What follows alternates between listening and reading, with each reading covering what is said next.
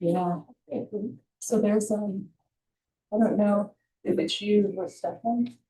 But this is, I profiles and things that come to the survey.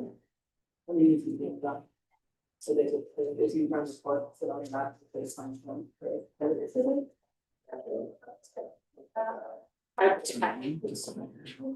Did you not want to see? Oh, yes. Yeah, I think I'll make this. Yes. Probably, I just saw that I have a source. Oh. Thank you. It's 6:30 and I'd like to get this meeting started. If everyone would say the pledge. We stand for the pledge. I pledge allegiance to the flag of the United States of America and to the republic for which it stands, a nation, indivisible, with liberty and justice for all. Thank you. Could we have roll call, please? Mayor Smith, Here. Mayor Pro Tem Majorado. Trustee Check. Here. Trustee Fisher. Here. Trustee Foster. Here. Trustee Hunter. Here. Trustee Ostrander. You have a quorum. Hey, thank you. If we could get an approval of the agenda. I have no changes or anything. Does anyone else? Oh, do you want me to hang on? Oh, so should I do it now, not during the consent agenda? Should I do it? Oh, I guess. I got it. Yeah, you got the April 14th. Yeah. Okay, thank you. Madam Mayor, I move to approve the agenda with removal of the April 14th meeting minutes from the consent agenda. Okay, we have a second? Second. All in favor? Aye. Okay, thank you. And before, we have a proclamation for National Police Week and Peace Officers Memorial Day, but before I read that, does anyone else have any announcements? Okay, seeing none. What, Melissa? And afterwards, we'll recognize everyone who is on the police force and then especially those that are here tonight after the proclamation. Thank you. To recognize National Police Week 2026 and to honor the service and sacrifice of those law enforcement officers killed in the line of duty while protecting our communities and safeguarding our democracy. Whereas in 1962, President John F. Kennedy proclaimed May 15th as National Peace Officers Memorial Day and the calendar week in which May 15th falls as National Police Week. And whereas there are more than 800,000 law enforcement officers serving in communities across the United States, including the dedicated members of the Town of Paonia, Colorado Police Department, and whereas there were 43,649 assaults against law enforcement officers in 2021, resulting in approximately 15,369 injuries. And whereas since the first recorded death in 1791, more than 24,000 law enforcement officers in the United States have made the ultimate sacrifice and been killed in the line of duty, including one member of the Town of Paonia Police Department in 1952. And whereas the names of these dedicated public servants are engraved on the walls of the National Law Enforcement Officers Memorial in Washington, D.C., and whereas 111 police officers were killed in the line of duty in 2025. And whereas the service and sacrifice of all officers killed in the line of duty will be honored during the National Law Enforcement Officers Memorial Fund's annual Candlelight Vigil on the evening of May 15th, 2026. And whereas the Candlelight Vigil is part of National Police Week, which takes place this year on May 14th through 20th.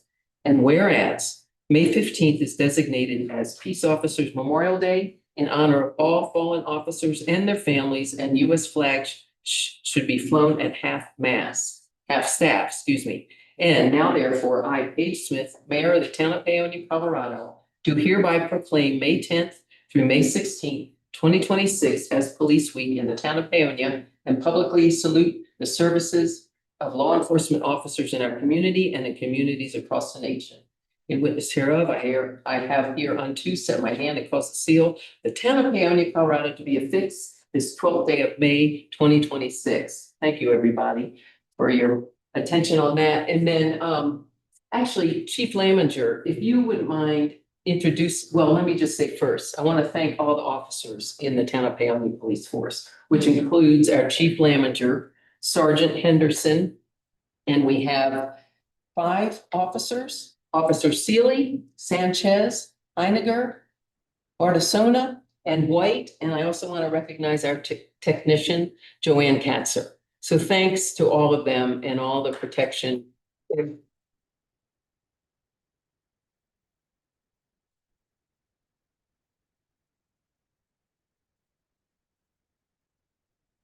We would like to recognize who you do have here in the room. That would be terrific. Yeah, so I'll start with Dr. Henderson. Maybe almost my last name here besides Joanne Katzer. This is Dr. Henderson and I have our school resource officer, this is Officer Heininger in back. Every officer was present tonight, but one of them got a DUI on front of town hall and he is in Delta and 2 of them are at the park on a 911 call. They were here tonight, so thank you them for doing it. Thank you all.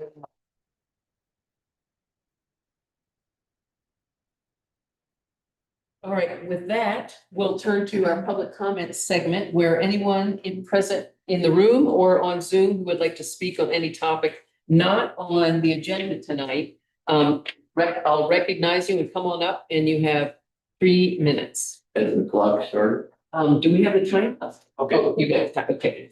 And you already signed in, didn't you? LADDIE. The topic is the West 8-inch water main replacement project on Lambert Mesa. And the proposed change of the location where water is delivered to our property.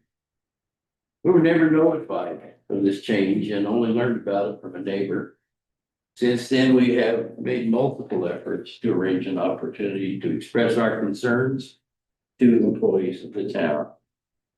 In an effort to be well informed, we actually commissioned site visits from an arborist and a highly respected general contractor for the purpose of acquiring expert evaluation of the validity of our concerns. Those concerns are credible. Therefore, we present this request. I, Patty Livingston, and my wife, Judy, are sole owners of property 41195 and 41199 Lambert Drive in the town of Paonia. This is a formal request that the council by resolution direct the staff to notify project engineering firm Respect that it is authorized to work with us for the purpose of considering alternatives to the proposed change of point of delivery of domestic water to our property as it is presented on bid plan page C22. Doing a resolution is awkward, and I would do this a different way because there's a simple way. The staff, the project staff, can simply tell the engineering firm Respect that they are authorized to work with us to evaluate this. If they see no merit in trying to find an alternative, we will accept that and do everything in our power to make this work. Thank you. Okay, thank you. Someone else that wanted to come up for 3 minutes, please. Wow.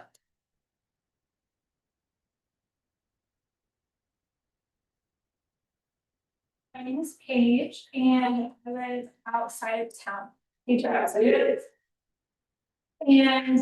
first, I want to say thank you to police in our town. I've had really great interactions with all of the police in town and I really appreciate that. I know that some people in other places don't have as good police officers. So that is one of the reasons that we live here is because we feel really safe with our police officers in town. Next, I would like to bring up 2 things. One is the cutting of the trees that has been happening around town. I've heard a lot of responses from people in town having their trees cut, feeling like it wasn't done professionally. I've seen it where the trees aren't being cut in a way that it's taking care of them and cutting them back too far where it's not giving the tree enough space to be able to heal. And that is something that can kill the trees. So I just wanted to bring that to the attention if the arborists that are cutting the trees back for the electrical lines, the telephone lines are continuing to work. I just ask that that is checked in on and monitored more closely, because I think that there are many trees that have been cut too close to the main trunk and will die because they haven't been cut appropriately. Another thing that I'd like to bring up is something that I brought up at the last meeting that I was present at, which is the possibility of bringing something into our town that is beneficial for children as well as adults and everyone in the community. We don't have a swimming pool or a bowling alley or anything that we can do in town on the off season. And I believe that a climbing gym would be something that could be really beneficial for young children all the way up to adults. It is after it's built, very low cost to maintain. My husband is one of the 2 climbing coaches for Delta County. He drives twice a week to Cedar Edge with a car full of kids. There had to be many volunteers to bring enough cars up to Cedar Edge and back. The majority of the teams that are on this climbing team are from Paonia and Hotchkiss. And so it's a lot of traveling and at our expense. Not only that, but I think that there are a lot of people in Paonia who would greatly benefit from that. And I would like to raise the possibility of utilizing the teen center. I know that there's a lot of time that the teen center is not being utilized, and I think it's in a perfect place. And so I would love to learn more about how we could collaborate in working together to bring that forward. My husband has already gotten multiple bids from different climbing gyms across the country that come and install, and we have those bids that we can present to you. And I would just like to open that conversation and possibly be led in the right direction on next steps to be able to present more information. Thank you. Thanks.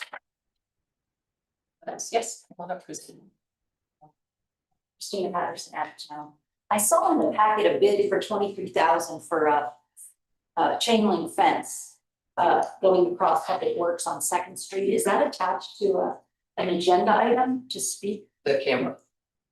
The camera's agenda item that's associated with the camera discussion. Oh, okay. Thank you. Anyone else?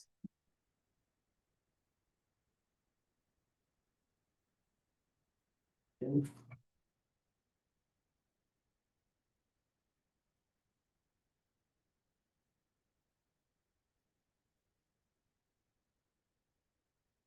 you. I wanted to put on the record tonight what this board has not answered.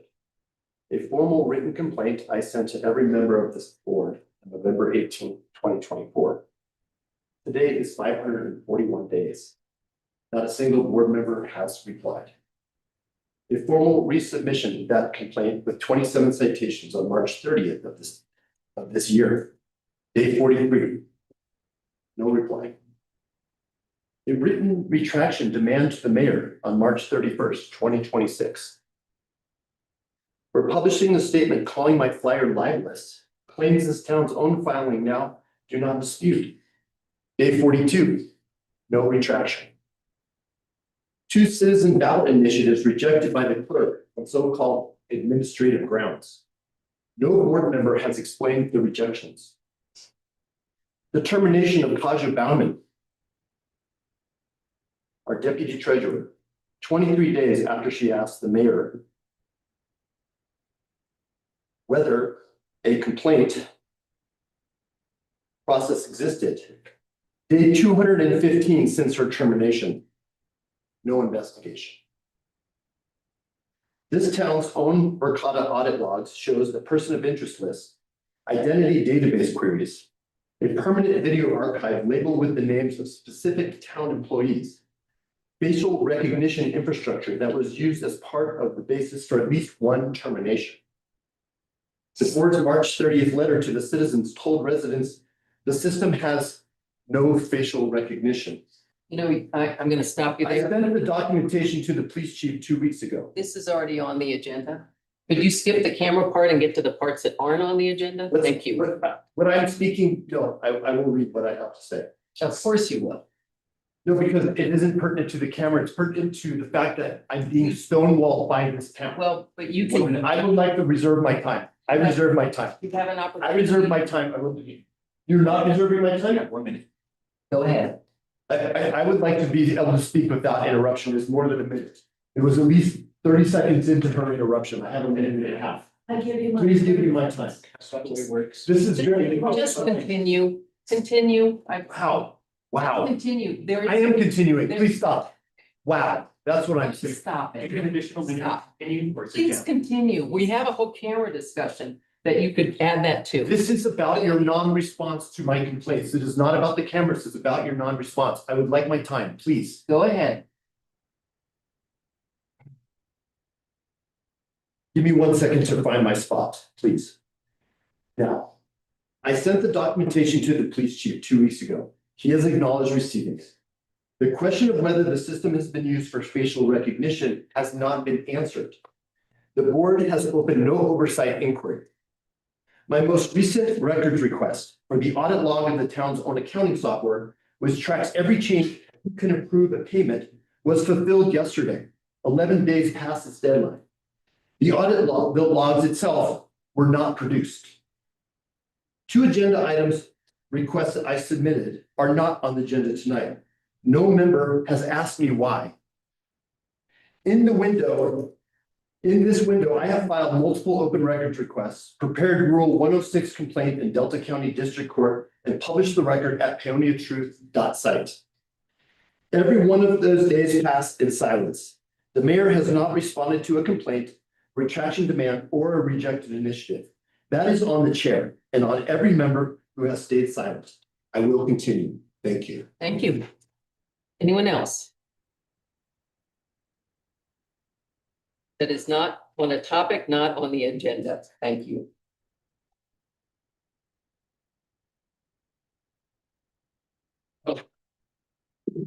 First, I just have to point out, interrupting speakers against the town's resolution 2017-06 is a violation. Code of conduct. Actually, what I wanted to talk about tonight is a little more of the appointment of officers for the town that the board wisely at the last meeting decided to not make immediate appointments.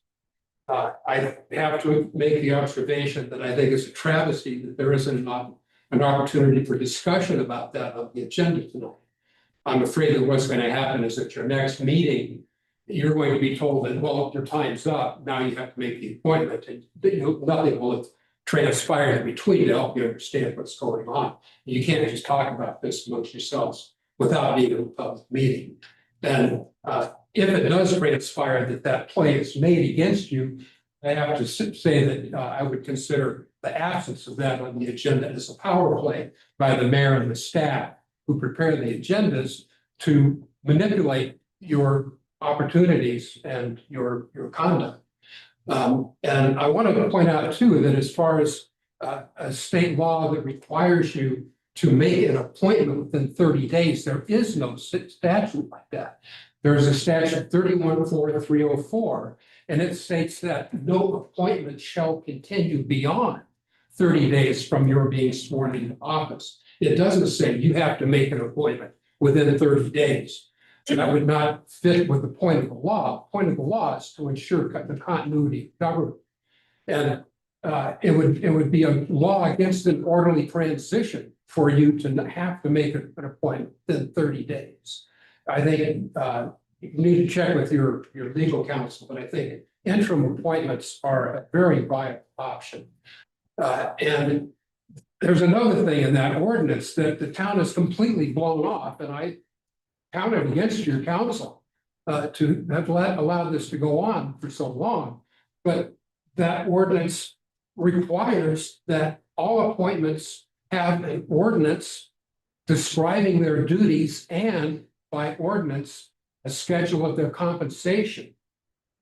And there's fragments throughout the town code that might possibly satisfy the description of the duties, although it should be coherently set forth. There is no ordinance setting forth the compensation to be paid to these people for their work. And this is a serious violation of state statute. And in fact, I believe there is a cause of action by any taxpaying citizen against the town to prevent the payment of anything to these people that are appointed without an ordinance setting forth their All right, their compensation. thank you, Bill. So Your 3 minutes are up. Thank you. just for consideration, thank Thank you you. very much. Anyone else who would like to speak on something not on the agenda for 3 minutes? Yes, come on up, Shereen. It's been, I don't know how many months, how many years, every time I walk into, Sorry. I will. Could you give us your name, Sure. please? And do you live in town? I do. Thank you. It's been years, months. Every time I walk into the town hall, I see the sign on the fountain. Is that ever gonna be changed? Is it ever gonna be remedied? Are we ever gonna have a water fountain in town hall with probably the best water in the county? Filling it? Please, please, Thank you. somebody do something. Anyone else? All right, we'll move on to the consent agenda, which includes 2 meeting minutes, March 30th, 2026 special meeting minutes, and April 28th regular meeting minutes. We have 2 liquor license renewals for Paonia Liquors, LLC doing business as Paonia Liquor license, Paonia Liquors, and Thomas Waldo's Tavern doing business as Thomas Waldo's Tavern, LLC. And then we have the May 12th disbursements in this consent agenda. And I know for the new trustees, this is the first time you have a consent agenda in front of you. Trustees can ask any questions they want on the content of the consent agenda. But what is generally done is, if some changes need to be made, we do that as part of the motion to accept the consent agenda. It's usually done in one fell swoop, but that doesn't mean we can't talk about all the contents in there. So we'll start with meeting minutes. If anybody has any comments, any suggestions? Meeting minutes, okay? How about the liquor licenses? Okay, and then does anyone have questions on disbursements? We have a clarification to provide that Ashley's gonna do for us, but did anybody have any questions on disbursements? No, the disbursements is on, starts on page or 33 of the packet. I may be wrong. And that is the expenditures for the last 2 weeks. Let's see, am I right around that, right about that number? No, further, you were right. What was it? 43, thank you. 47, 48. Okay, for my apologies for being wrong. Okay. Okay, and so if Ashley, if you'll explain the entry that has to be fixed under United Business Bank. It's for the vendor United Business, our Merchants Bank. I was waiting on an invoice from Public Works and I assumed it was for training, so that's where it went for water. Hang on 1 second, let's find it. Let us get there so we can all be looking at the same thing. It is on. It is on page 61. And if you could just point out which of the entries, it's the, yeah, thank you. I put it in water training and when I got it back from Nikki, it was to go to water, sewer and parks for fees and permits. It's their GIS mapping system, so it's pretty much their subscription for the program. So I just wanted to bring it up to make sure it got allocated to the right line. So when we go through all of the invoices, trustee Chick and myself as the finance committee, we look at everything that's being purchased, ask questions if we don't understand what it is. But we also sort of double check that every purchase is being assigned to the proper budget line item for budget purposes. So we get down to that level. This one, we didn't realize that this one had been correct. So Ashley caught it and is gonna correct it. You can't really tell that here. But this is a subscription to Fulcrum, which is software that the town uses for putting in logs for public works to keep track of the work they're doing, work to be done. We have water breaks or they with their water line, Right. hydrant maintenance. So that it's something they utilize all the time. Okay. So, What was the charge again? oh, for the amount, $2,952, third from the bottom. So that'll be 948 between the three applications. So if there aren't any other questions, I'd ask for a motion to approve the consent agenda. I move that we approve the consent agenda. Okay, do we have a second? I'll second. Okay, all in favor? Aye. Great, thank you. We will move on to staff reports and we have in front of us the budget to actuals. We have paper copies, I think there's some in the back, and then this will be uploaded into the agenda packet. For everybody to be able to see electronically. And Ashley can go through that. If you have any questions, if we all received it by email, but that doesn't mean everybody's familiar with it. Content, but we can go walk through it if you'd like. Yeah, I would appreciate that. Okay.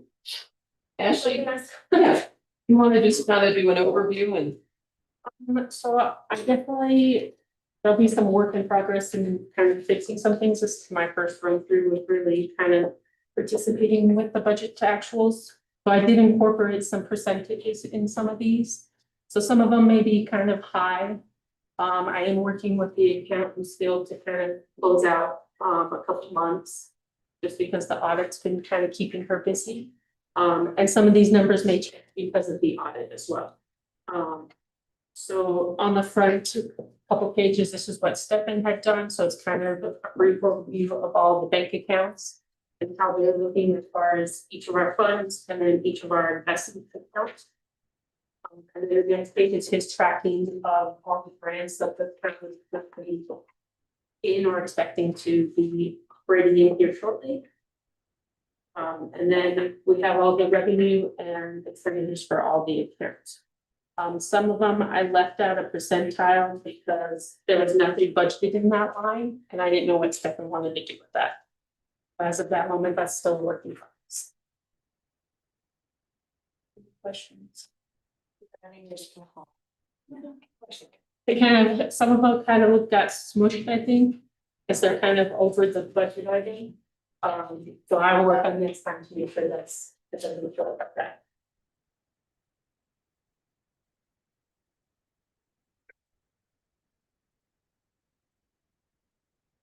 As far as going through this, I didn't see anything that was really kind of jumping out to me as far as alarming. A lot of the expenses as far as like insurance and stuff like that is all on par for usual functions within these funds.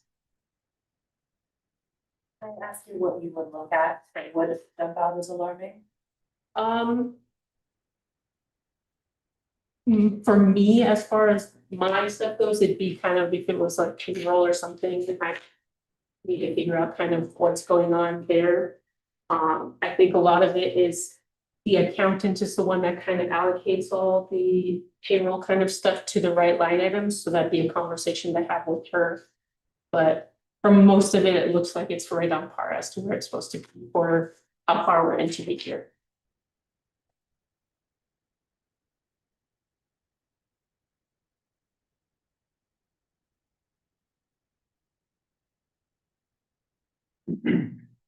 if I might say, if anybody has questions, once you actually get into it, I would imagine Ashley would mind if you reached out to her. Thank you.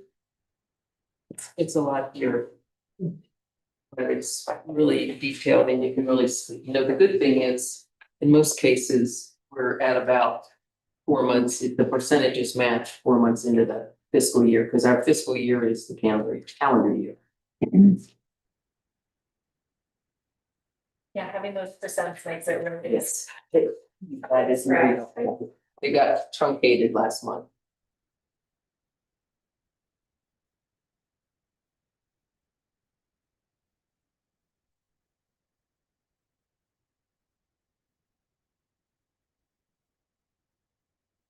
have a question, and I know when we met, well, you guys described this to me, but can we just take an example of, in administration, 104101 adopted budget, versus actual, because I think that has to do with where it's being pulled from.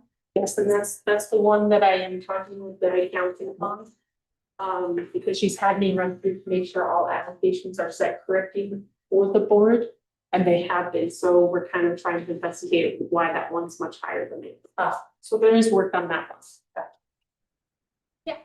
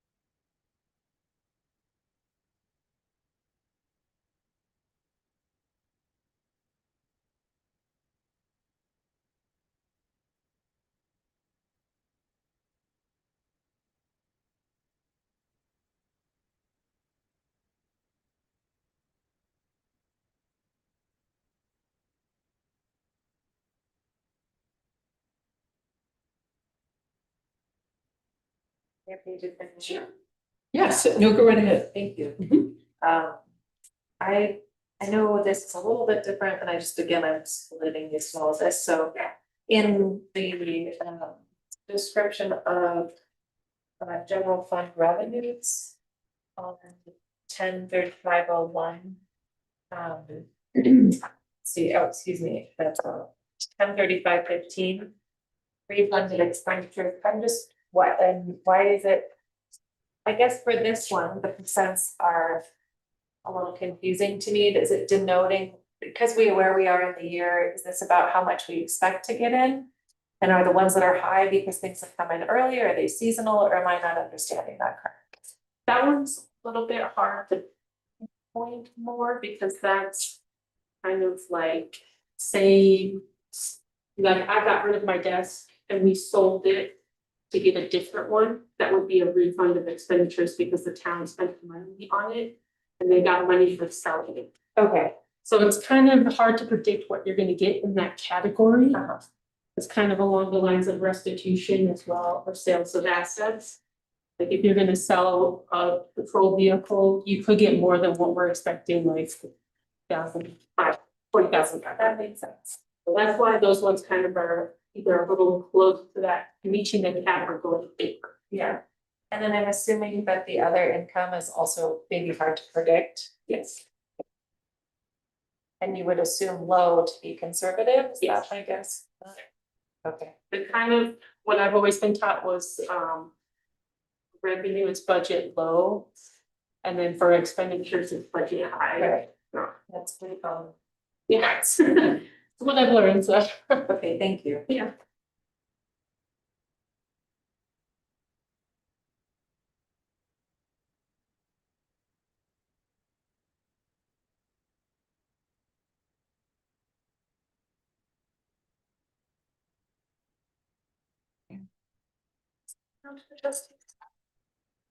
Yesterday. Yeah, I just couldn't get into my emails, this is the first time I'm seeing it, Right. so thanks. Fire. Yeah. I just. I So we still play catch up. Is there a reason we don't have a number for the marijuana occupational tax? On 223106.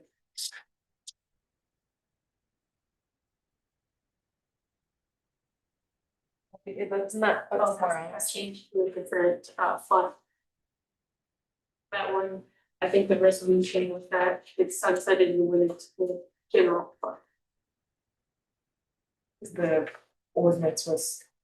It was a 5 vote, years. it was a vote Oh, for 10 years. okay. And so now it is in 103111.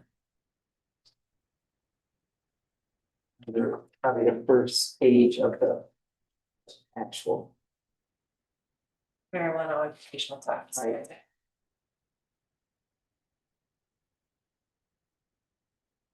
I just want to clarify, because it could be an error on my end, but I'm still not seeing it. Did that come from the administrating? I know it came from Actually, and I don't think your name actually was on the email. It was just a subject, because I had to look for it earlier too. I'm working with trying to figure out. I know, so you didn't, I don't think Ashley's name showed up in our email. Yeah.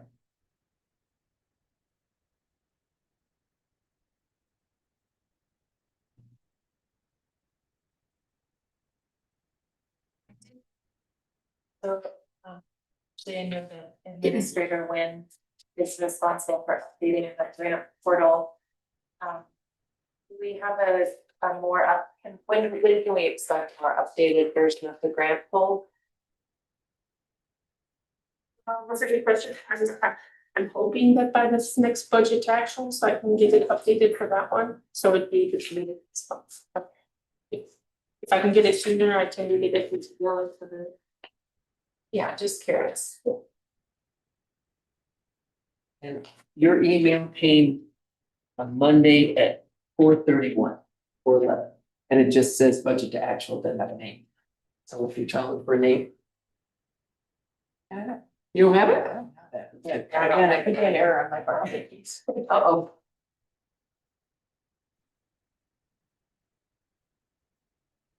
Yeah, let's see. Oops. We were having firewall. Oh, we will have some firewall issues, but. We are.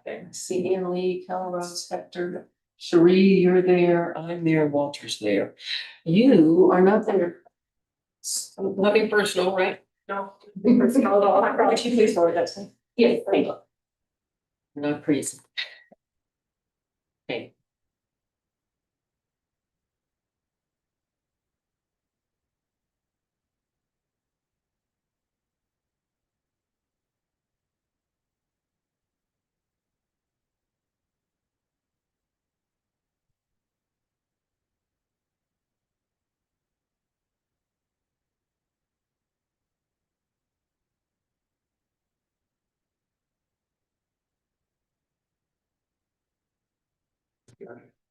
Email. You have it in a few minutes if you have that.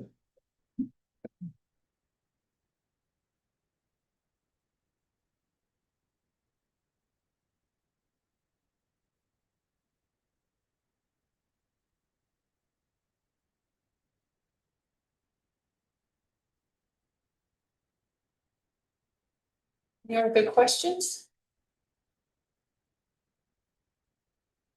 Okay. Do you want to keep looking? Okay. Well, Justin, are we all right? We'll move on to Chief Messenger and then the police department report. Okay, so for that month, the police department completed its annual CIRSA audit. CIRSA is kind of our insurer, if you're not familiar with that. This annual audit includes an on-site inspection of facilities by CIRSA personnel as well as the training documents and materials verification. They think the Sergeant Henderson to go over the previous year's accounting of hours trained, documentation that we're taking the proper training, what training we're taking, if that's slip strips, falls, or CPR, or whatever it may be. They want to verify that on site with us. Department personnel also compiled crash and accident data for the development of a U.S. Department of Transportation Safe Streets and Roads for All comprehensive safety action plan. More information on this plan will be provided in upcoming council meeting updates. they're planning on joining, kind of giving you guys a rundown on that, but we've been busy collecting that data and sharing that. That data is really just our crash data going back approximately 10 years, where crashes were occurring, what was involved, just kind of those details. Our personnel also participated in the Peonia K Career Fair and Community Safety Day. Officers were on site and helped students talk about 911 usage and answer general law enforcement questions. Thank you PK staff for partnering with us to put this event on. It seems like something kind of minor, but we get a lot of questions each year at this event about not really how you dial 911, but more when you dial 911, especially with the kids having access to phones now. Why that's not something you just do randomly, why it's not a toy, but when it's absolutely appropriate to dial 911, what you can expect. A lot of the kids seem to think it's dial 911, you're done. So we're trying to encourage them with you're going to be asked questions when you dial 911. Try to know where you are, what's going on, some of those things, so we can get a little better response through our dispatchers. The last thing we have is both PK and NIST is letting out some of the department is asking everyone to slow down and be observant of the increased pedestrian and bicycle traffic coming to students on summer break. Especially as one is we have a lot of kids. This is an active community. They're not bikes and skateboard. They're just kind of all over the summer, and we encourage it. That's fantastic. And while we speak with them throughout the year about using sidewalks, flow of traffic, things like that, kids are kids, so we just want everybody to try and keep an eye out for them. Very valuable. Any questions for the chief? May I make a comment? Yes. Thank you so much for encouraging the kids to play outside. Yeah, it's summer here in Peonia is, if you drove through other towns summer, our kids are out, they're all straight. Yes. Okay, and I don't know if we have anybody from Public Works online. Okay, I see a name, but I can't read it. It's on. And starting to work from home. Okay, so we will present this report as part of the next agenda. When we have somebody who can describe it. I sure don't want to take a crack in it. So with that, we will move on to actions and presentations. And our first one is discussion of an alternate system and potential termination of the. Let me just do a little clarification here. We don't have a contract with Verkada. I know it's been called that throughout, but we don't have a contract with Verkada. It's with Mitchell and Company, who had this hardware, purchased the hardware through it. And I look at it kind of like when I bought my computer and I have Microsoft on here. I don't have a contract with Microsoft, but I had, I bought this. So it's very similar. Verkada is the provider of the electrons. We don't have a contract with them. And that's the Mitchell Company. They sell the hardware to use for Verkada, as I understand it. So we have no contract with Verkada. We just have that user agreement when the hardware was purchased. And that was all that there was to present. And then also, I know the staff reached out to our IT company, a new company that's doing all the IT for us, and they tried to see and worked with Mitchell and Verkada to see if there's a way to turn this into a closed loop system, and there's not. With our current configuration, there is no way to convert this to a locally sourced and locally stored security camera system. So what's on the floor is what you would like to do with this existing system. And the only thing in the packet right now is the contract for the sale of all the equipment that came with it. Along with the board meeting and the motion that was made back in, I believe it was July 2025. To say that it approved the purchase. So Sam didn't know how the motion was worded. She thought if you wanted to eliminate this Verkada system, that you might have to rescind the previous motion, but she looked through it, and that's what she has said in her staff report, that is not necessary. So it's a fresh start.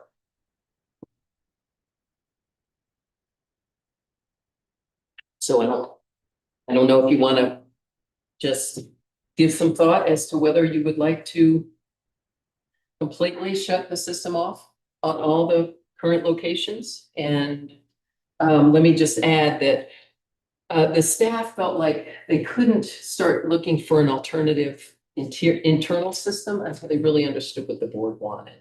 Because it's pretty open-ended to try to find a system, not knowing if you, as a board, would like cameras to be just at the water plant or the sewer plant, you know, where the ones are right now, town hall, or if you wanted to expand it any other way. So that research has not been done, and it would be necessary to direct staff to do, look into an alternative, if that's how you want to go. Trustee Hunt. So I'm not making a motion yet, but I'll just kind of let the board know by way of discussion, kind of my thoughts.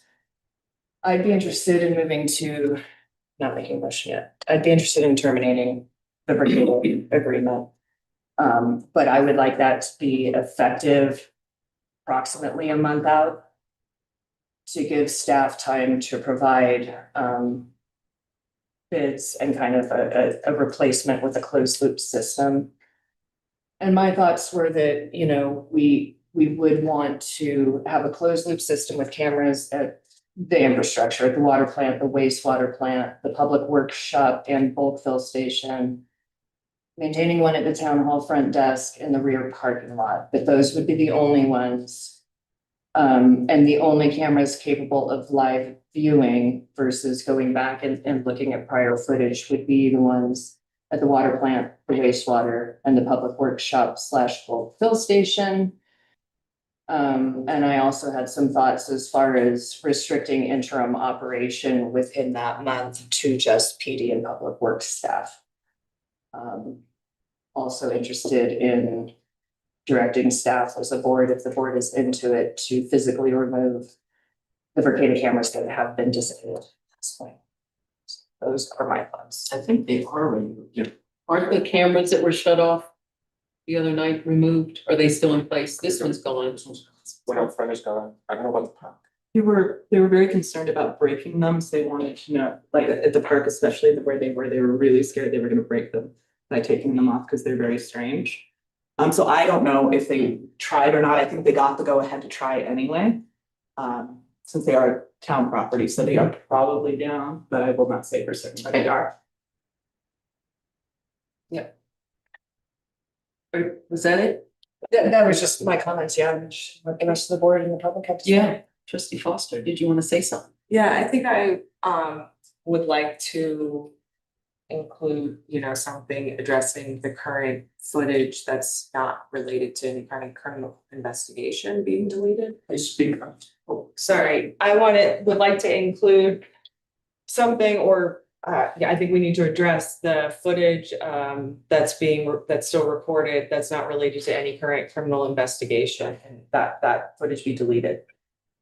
Wait, you'll get a chance to comment. So hang on to your comment. And yes, Chief Lamminger, can you explain? Yes, I just confirmed, as far as anything with the criminal investigation. Any of the footage that was archived for criminal investigation is already been saved for us and uploaded to our system, so we wouldn't need. Okay. Nothing. And I know your policy applies to that as well, which is fantastic. So, but yeah, any, you know, residual footage from incidents that are, you know, don't have a current criminal investigation underway, I think need to be deleted. And you mean on the cameras that are still operating? Or On the ones that were shut down? The current system that, you know, the cloud system that the town administrator and some staff have access to. Because I think that has a rolling 30-day, it's saved for 30 days just naturally. So explain. So some of the recordings that were retained from incidents with. Prior 30-day rolling back. Right, yeah, thank you for the terminology, they were archived of incidents involving citizens, you know, that did not cross over to the standard of criminal activity. They don't serve a purpose, and I think they should be deleted. Hang on to that thought, because I think this might be multiple motions that we'll need to do Yeah, I just to think we're give the still staff. discussing, right? Yeah, no, exactly. So put a pin in that one and hang on to that.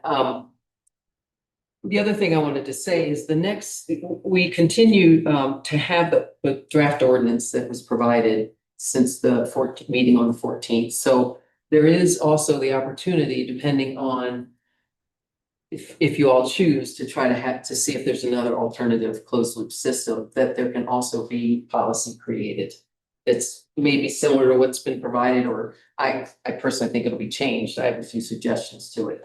But that could also be put in place, and I don't know if you would want to know first what the system is. Next agenda item. It is, but I just want to roll it into one thought process here, because if you direct the staff to look for a closed loop system, and once that system is understood, the policy would probably change. Yeah. Because it would have to match whatever that system is. But we still have the ability to create a policy in whatever order. Okay, thank you. Yes. Yeah, and I think building off of that, what I would like to ask people to see if we're okay with is to actually have a work session where we can sit down with police and anyone, if Public Works has time, they probably don't right now, but whoever was important from a staff perspective to be there to talk through what we would want to see in a system and what policy would be applicable to it, because I do think they're interlinked in terms of that decision. And I think it would be nice to have the space to really have staff bring in options and to talk over those two things together, so we're not I think repeating the same mistake of approving a system without a policy that had been vetted at the same time. So that would just be something I would put out to the board also as a possibility. Makes sense to me. Yes. I am in agreement to terminating the contract. Everything I've heard about changing policies that the other trustees have added, I feel will build trust again while protecting our assets.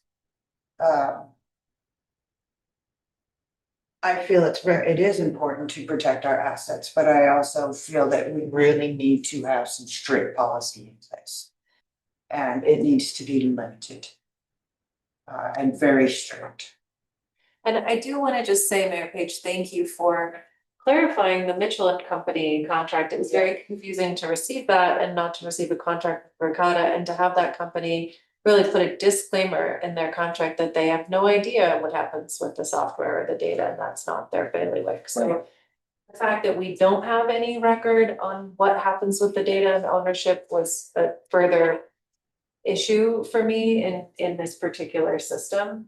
And I know looking through it in the administrator's office this morning, chief police, we were not able to find any of that language on the admin login that the administrator had as well. So a lot of the clarifications we asked Clay for, I'm sure Clay looked for, the town attorney, I don't know that we can find them because we haven't found them and you all haven't found them. So I think that that language is not available that we've been seeking, and that's further problematic, and I think leading to a general feeling on my part that this contract needs to be completely terminated. Hang on one second, just one. Would you like to have any other discussion before I open it up to public? Yes. I was waiting to see if trustees that haven't spoken were to. No, I agree with you. The reason this all started was for protecting the town's assets, security reasons.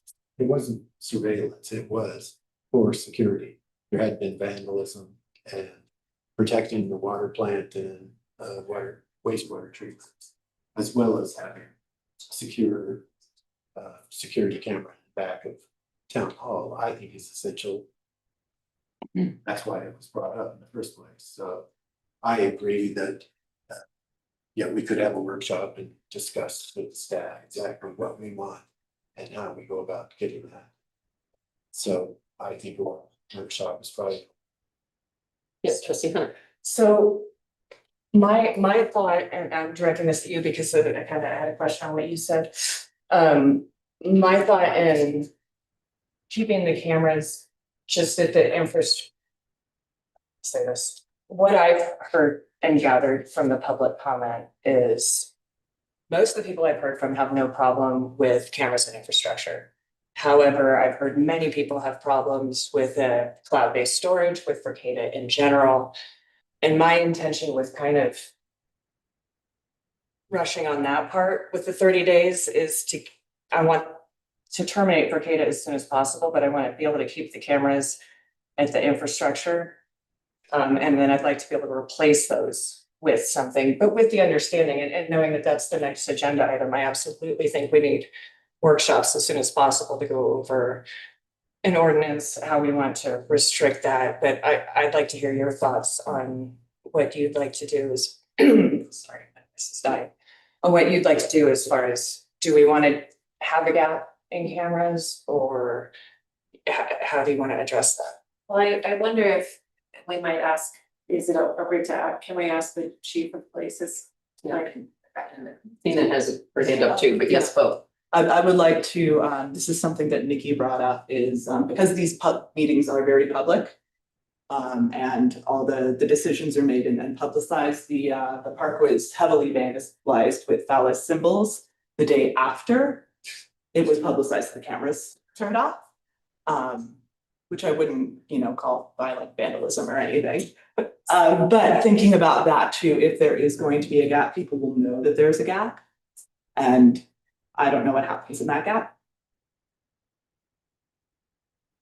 Chief Laminger, did you have any comment you wanted to add on? Yeah, so I think in our discussions internally, based on the feedback that we received from the public, we're confident in, look, if those cameras get shut off, all our guys are still coming to work tomorrow. Still gonna do that. Put things in place to help us, whether that's extra increased patrols, extra patrols, gates, things that we had in place prior to this system. So for us, flipping that switch is not drastically gonna change the way we're acting. So we don't necessarily feel strong. It needs to continue for a little while versus, yeah, go ahead and get it done. We've been doing this job real professionally for quite some time, and I based on our staff, we probably continue to do that. I did hear from the administrator this morning that he would like to keep a camera on the cash drawer in the front. And that was his preference that he stated this morning in the meeting. And there might be a way to just get a camera that's not part of the Verkada system. My only concern with keeping the Verkada system going is we just simply don't know. There's just more data. And not to say, I'm not accusing them of anything at this time, but my credit card has been hacked 3 times in the last 6 months. Like, data hacks happen all the time. It's just more data that's out there that could be hacked. So I think I'm not, it's just a discussion point to bring up and, with the chief of police. And I thank you for your comment, and also thanks for, I'm sorry for the thing about it. It's really, it's not okay, but it's a little funny. But I think it's good that we're talking about it, because that would be my consideration of leaving them on, as it's just more data that sits on the cloud that has a potential of being used in a way that we don't know about and potentially being breached. Just a. Okay, any more before I open to public comment? Yeah, just one other thing. I think that if we do decide to keep the camera over the cash drawer, we should require that there be no sound recording. Because if it's to see if there's cash being stolen, that can be done purely visually. We don't need to be. Yeah, I think the sound recording is getting into HR and administrative and not security related. So that's just my. And I think the administrator, is he on? I don't want to speak He's not. for him. He's not. He had mentioned this morning, well, maybe you could just get a single camera that's not part of the system and just install it in the interim. So I think that, yeah. But again, I don't want to cause any security breaches. I'm not attempting, but obviously to make our infrastructure insecure. Just I think it's a good conversation to just have in the consideration of this. And I appreciate you wanting to create consistency in our security. Okay. With that, come on, I liked what Trustee Foster did at the last meeting. Just come and line up. Want to speak and you jazz hands. It was good. Thanks. Pete McCarthy of the town. I just wanted to say 2 things before I read this. I would be happy to do a workshop for you on the cameras. I probably have the most expertise available in the room. They do not need a camera on the cash box. Most of the merchants on the street are able to do that without surveilling their customers. So I don't believe the town needs what everyone else does. So I support terminating the Verkada contract. I want to be specific about what a termination does and what it does not. Ending the contract closes a chapter on this town's relationship with Verkada. Does not answer what has been done with the cameras while they were on. This town's own Verkada audit log produced under records requests show a person of interest list. It shows an identity database queries. Those are facial recognition operations. The board's letter to the citizens on March 30th told them that there was no facial recognition. Those two records cannot both be true. The board has not reconciled them. Terminating the contract does not reconcile them either. The same audit log shows permanent video archives labeled with names of specific town employees. At least one of those archives was used as part of the basis for terminating an employee. The cameras are off, the contract may end tonight, the footage already captured, the archives that already exist, the people already affected, those are still in the town's hands. I ask that you preserve them for the record and you do not delete the archives things because they may be the subject of legal action. I'm asking the board, when it votes to terminate, to do 3 additional things on the record. Direct that no Verkada stored footage be deleted between now and the completion of an independent audit. Open a formal investigation into how the Verkada system was used, by whom, against whom, between the installation of October 22nd, 2025, and when the board ordered the cameras off. Report the findings to the public. Acknowledge that the rejection of a citizen's surveillance initiative on April 27th was actually about. Citizens of this town filed to put this question of town surveillance on the ballot. That filing was rejected by the clerk. Termination tonight is the right outcome, but the citizens who filed that initiative deserve to vote on whether any camera system comes back at all. Termination is one step. Full accountability is what we are waiting for. And I will just add one more thing. I have spoken because I have been the lightning rod for this. I have heard from so many people across this community. I don't hear people that just want closed loop systems. We don't want to be surveilled in public. So that is what I'm asking for. And really, this needs to be voted on by the people, because if the people don't vote on it, then any board can bring it back. But if the people take the cameras down, then the cameras can never come back. And that's what we need to do. Thank you. Next.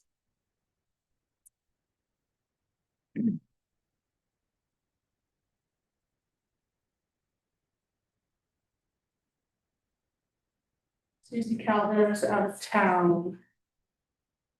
Okay, this is an interesting. Thank you for doing your homework. And so the town continues to argue that it does not have a contract with Verkada because the agreement technically is with Mitchell. But that distinction does not eliminate the relationship. It simply inserts a middleman. It's like getting a Microsoft computer through Best Buy.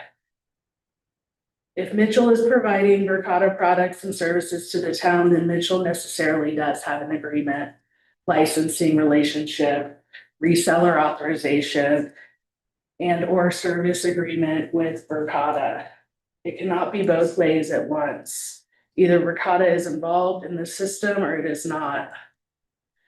And if Verkada is involved, then the town owes the public some clear answers. Who owns and controls the data? Who has access to the footage? What retention policies exist? What outside entities can access the system? And what contractual obligations the town has effectively entered into through this arrangement? The fine line. The issue is not whether the invoice says Verkada or Mitchell. The issue is whether the town deployed a sophisticated surveillance platform without fully transparent public oversight. If the administration cannot clearly and directly explain the structure of this agreement, then the prudent course of action is simple. Suspend or cancel the contract until the public and trustees receive complete documentation and straightforward answers. Thank you. I saw a movement in the back. Was there somebody on the back row that wanted to speak? Hi, my name is Michael Krieger, just outside of town. I'd like to say it's my first meeting. I watched the one 2 weeks ago over Zoom. I appreciate the pivot that I'm seeing here, especially from the last meeting. I appreciate that public concerns are being addressed and taken seriously. However, I'm going to be moving my family here, 4 children, my wife, 2 weeks. We could have pretty much moved anywhere. And we chose this community for a lot of different reasons, the same reasons that a lot of people choose this community. We want a place where human beings want to live in connection with one another and with nature. I feel as if a lot of people that are drawn to here want to live in a different kind of way from the forces that are, being put upon us at the national, state level. And a lot of that has to do with surveillance. And with AI and the data centers, this technology is becoming oppressive and unaccountable. And this is one of the most important human rights issues that exists today in this country, in this world. And for there to be no public debate or discussion before something so existential was put into place is completely disturbing. And I was shocked when I heard about the fact that this happened. And I want to come up here and make that clear that I believe that the people in this town, this area, should be determining the sort of society, the sort of community that we live in.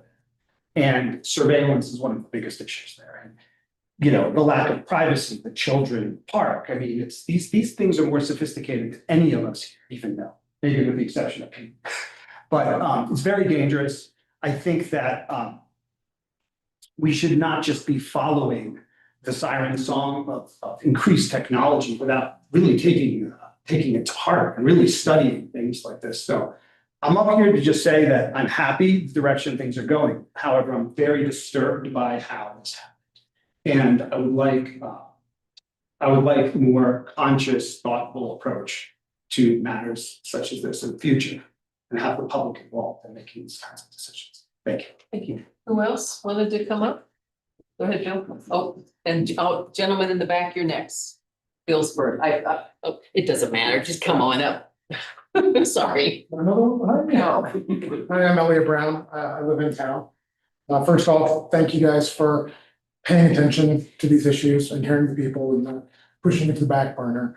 I think we've got a unique opportunity here because we need to be able, as citizens, to trust our mayor, to trust our police department, to trust our administrator, to trust our town council.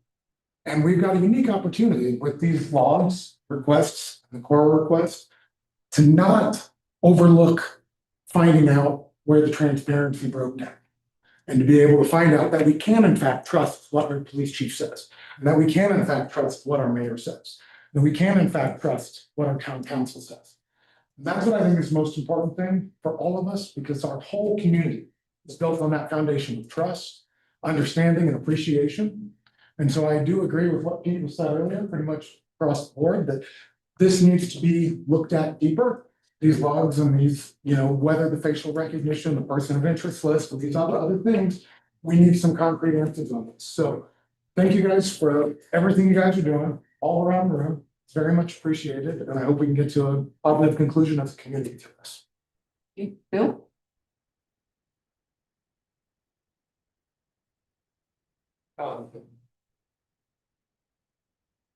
I'd like to ask that whatever you wind up with, the way of cameras are, the feed is made available to the public on the town website. I think there's no better way to guarantee the trust of the community and let the community trust the town than to have every camera be there so that any citizen can see it. And if the citizens feel there's a problem with these cameras, they'll let you know.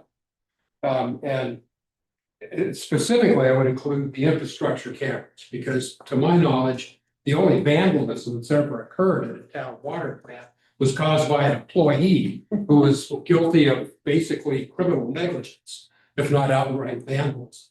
There were floods and tanks floating around, breaking equipment. There's a huge report in the archive that details the problems there. I would love to be able to see what's going on in our water plants.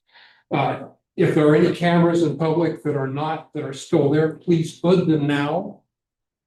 I think that would be a very big thing to do. My wife won't come into town because there's a camera on town hall. And as far as the retention of data goes, there's kind of a balanced strike here. On the one hand, I'd want to say, make it so you have to have a warrant to access it. But on the other hand, it should be available to anyone through court. So I think it's important to address the issue of ownership and access of the data. I guess this is getting into your next agenda item, but that's something that needs to be considered. So thanks. Thank you. Anyone else in the room? Yes, Ethel? And Leave Melinda on line one. here. Yes. Okay, next, I'll get the person on Zoom, you'll be after Ethel. Thank you. I don't see a hand, but I'm gonna rely on you for the wait. Oh, she waited, paid it.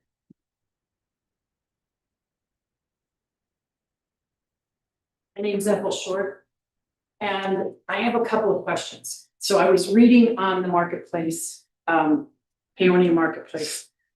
Somebody posted something about the state law says that there has to be a camera on the voting box, okay? We have had vandalism there. My suggestion is there's no reason why we can't take that camera and point it, if it is a state law. I'll let it talk. We'll address it after you sit down. Okay, if it is a state law, and I did not look into it, I just read that, and of course you, everything on Facebook. So if it is a state law and it is necessary, then there's no reason why the camera cannot be pointed directly at the voter's box.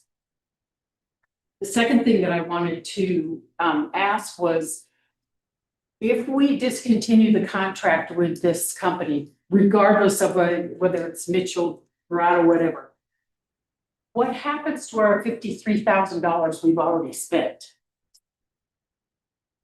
And are we going to get any of that back? We'll answer when you sit I down. know, We'll, I understand. we're not I'm gonna. reading your dramatic thoughts. Oh, okay. And I also agree that there definitely needs to be a camera on the police department lot. Absolutely. And that's. Thank you. And did you say Melinda? Is You share. that the right name? Melinda on Zoom, please go ahead. And if you could give us your name and whether you live in town or out of town. Thank you. You're muted, Miss Dodden. Turn up the volume, honey. She's muted. Oh, yeah, I can see she's muted. You're muted. Okay, all right, I got it. Go. Good. So sorry. I thought I had done that. So I guess I just want to affirm some of what some other of our community members. I really do also appreciate the shift and the change in the tone of the conversation. Really do appreciate you addressing our concerns as a public very much. And I also would the gentleman that spoke before about the man who was bringing his family here and the shock he felt that this decision was made without really understanding the implications of bringing this type of technology into our town and how shocking that was. I just want to, that's really how I felt. Like, how could you bring this technology into our town? And it really does feel like a breach of public trust. And even to me, it is a violation of something sacred about our community, because I think our community is hands down our biggest asset here. And it is why many, many people move here, because exactly what that gentleman said, I think, is a lot of what I wanted to say. So I don't necessarily know I have to repeat it. And, but I just want to strengthen that argument. And I also very much, I would love to see you cancel this contract and, move forward in a way with something that's closed loop that serves the needs of the town. And And and also like creating some sorts of policy around how this type, like how cameras, security cameras, whatnot, will be used in our community so that we're not doing this again.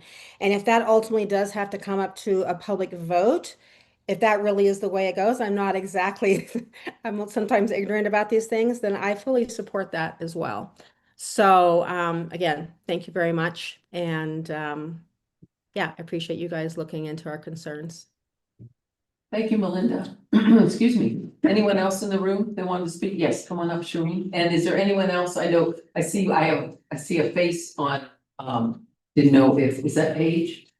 Okay, if she wanted to speak. I agree. Okay, go ahead, Shireen, sorry. I'm sorry. I'm just wondering, was the lawyer consulted in any of this when you were looking at contracts? Was he not concerned that maybe this would cause issues in the community, knowing all the opinions and how people feel about things like security and confidentiality and trust and everything else that goes along with it? Was there any consultation with the lawyer? Did he offer any kind of advice? Did he read the contracts? Anyone else? And nobody online? Paige is it? Paige, oh, you do. Okay, Paige, go ahead. Thank you. All right, can you hear me okay? Yes. All right, thank you. I would like to echo what many people have said already. I do think that our community is our biggest asset, and why so many people move to this place is because our community is so special and people are looking for that. And I believe technology in all of the ways dismantles true community. And I think it's really important that here in Paonia, we strengthen our community and lean into the special place that we have and the community that we have. And we get to act in accordance with that and be that resistance, the reason that we all moved here, and to step away from that. So I wanted to echo that. And also, I know someone asked about the money that was paid for these cameras and for our contract with them. I am a small business owner, and of course, it would be great if the town can get our money back, but sometimes you make decisions that weren't well thought out at the beginning, maybe didn't have as much forethought, and there are consequences to that. And even if we as a town are not able to recoup that money, I don't think that that is in any way a reason why we should continue that contract. Usually in contracts like these, it's a no refund policy. I'm sure that's what it is. If not, that's great. But even if it is a no refund policy, I think that this is a good message to the town and the people serving on the board to look into these decisions a little bit more and bring it more into public awareness before making these decisions so that our money doesn't get wasted on these types of things. But if it has to be a loss, then it's a loss, and at least we can get out of the contract, take the cameras down, and move forward in a good way, in a way that all of the citizens would like to see. Thank you. Thank you. Yes. Christine. It's Christina Patterson, out of town. Instead of like a workshop 1 day or 2 days or however long it's going to take, is it possible to create a citizens committee with people that have technological expertise and can get access to information without getting edited, their quoras being edited? So free information and a citizens committee, I would love to see. Thank you. Yeah. Anyone else that hasn't spoken? Okay, all right. And you didn't have anything else, did you think? I was just going to add that the camera out front that remains is not ours. It is the property of Delta County, and it is there for the ballot box. So we have no control over that camera. Thanks for doing that. Yeah. All right, back to the trustees. Were there some questions that we could answer? Was Yeah, the lawyer I don't- consulted? When we lose 53K, what happens to the footage that Verkada already has? I think, yes, as far as I know, we do not get any money back. Potentially, it could maybe be surplus, somebody else might like to buy, because it is hardware that somebody else could buy. And I know our lawyer was consulted and he's reviewed it. I know he did, because I had him. It was all part of the whole thing, so, Could we ask him? hang on one second, let's get what was the other one? It was, while we listen to Kay, was the lawyer consulted, what happens to the footage that Mercado already has? As far as I know, Verkada doesn't have any footage, it's all, the town only has the footage. As I understand it, looking at their website. So I'm looking over at, Chief Laminger. What footage do you have?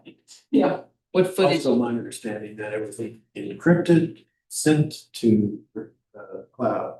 It's encrypted there. They don't see it except as a file.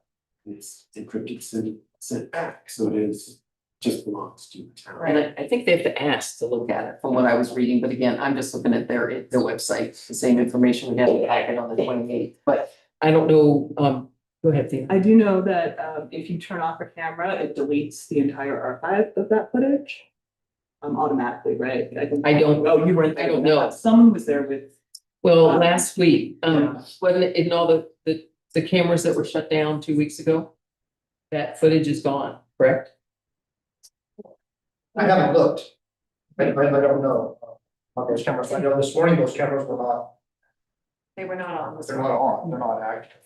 As far as I'm aware, the correspondence that we have received in regards to ownership and control, which are the legal terms that were used in the executive summary, has only come from a Verkada representative, and we have not seen any legal terminology that addresses who owns the IP.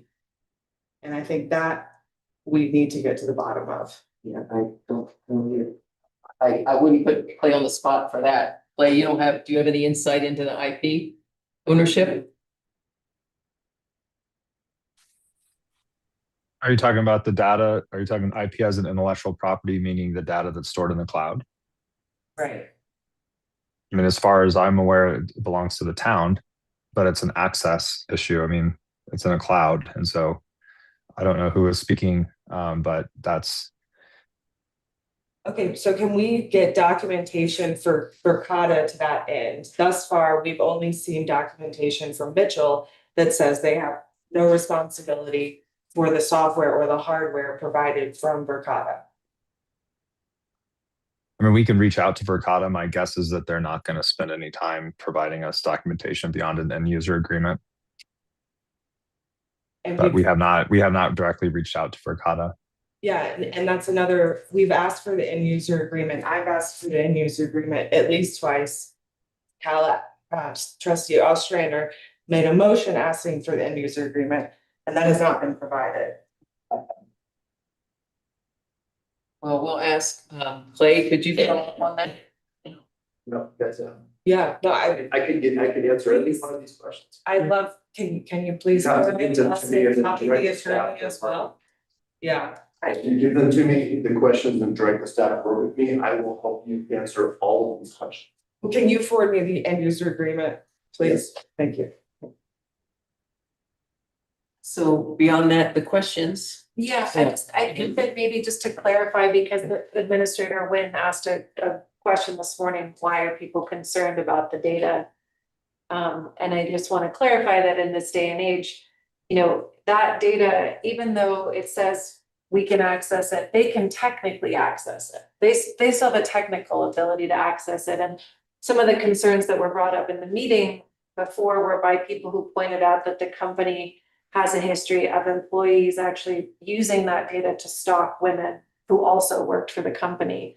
So there was a precedent for people being concerned that perhaps data that was stored and held by the company may not always be used as directed, and then specifically that company has a history of not using that data as it has said. And then I also shared with you that PRX interview where they did an investigative report, not on this company, but on one similar to it, where what they say publicly is very different than what they say to private clients who may want data for reasons ranging from tracking activists to journalists to stalking women they used to date. And I know that one was really on cell phones. Totally, It was- it and was but on there phone is this, I'm just trying to explain to the question that Administrator Wynn asked, there is a precedent right now in terms of digital information, cell phone and camera, being used in different ways than the companies may publicly state.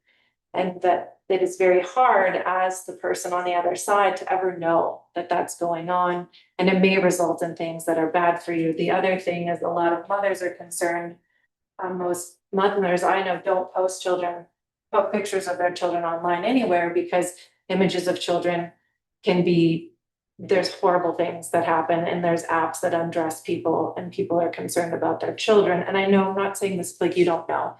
Administrator Wynn asked a question, why were people concerned about the company having this data? And I just want to share for the record the concerns that we have heard and that we've had. And again, it's kind of twofold. One, there could be a data breach, and two, just because they say they're not going to use a certain way, we have no way of really tracking that, and they do have a history of being shown to not always use it in the way that they would. So I just want to acknowledge that is what we've heard from people, and to just say it publicly, that that is the more of the concern, and the surveillance aspect not being really looked at from the beginning was also something we heard. So I just want to state that, and that might separate it a little bit from a cameras discussion around security for infrastructure versus this company holding that data. And I do want to make sure that if we can get an end user agreement, or if there's some way to understand that we can ensure that that data is deleted, maybe we can ask them formally that if they have any data on that cloud, it's deleted. And at least we have a record that we've asked for that. So should that data appear in a breach in the future, the town has grounds to which they can like have some recourse in case it happens. Yeah, I think further to that end, the company has a history of deceptive marketing tactics as well. And so we need to see the legally contracted language and not trust a sales representative's opinions. Yeah, and So, for this conversation, it's the end user agreement is all published, and so I don't know who was asking and wasn't receiving it. But Verkada maintains a centralized end user agreement at legal.verkada.com. If you were so inclined to check that out.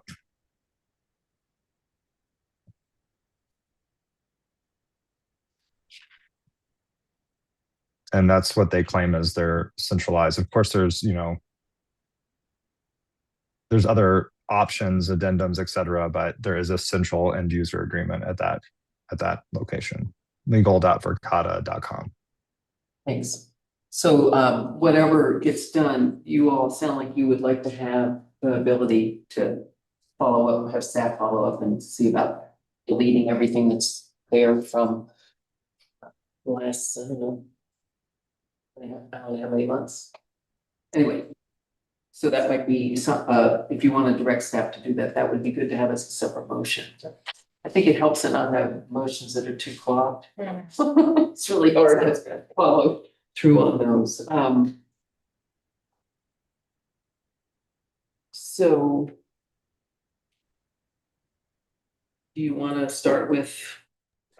For deletion, just in case, if it helps, deletion of all data of the customer will be returned pursuant to paragraph 10 of the customer data processing addendum within a reasonable time period following the termination or expiration of an agreement or written request of the customer, unless it's otherwise required to be kept by applicable data protection laws.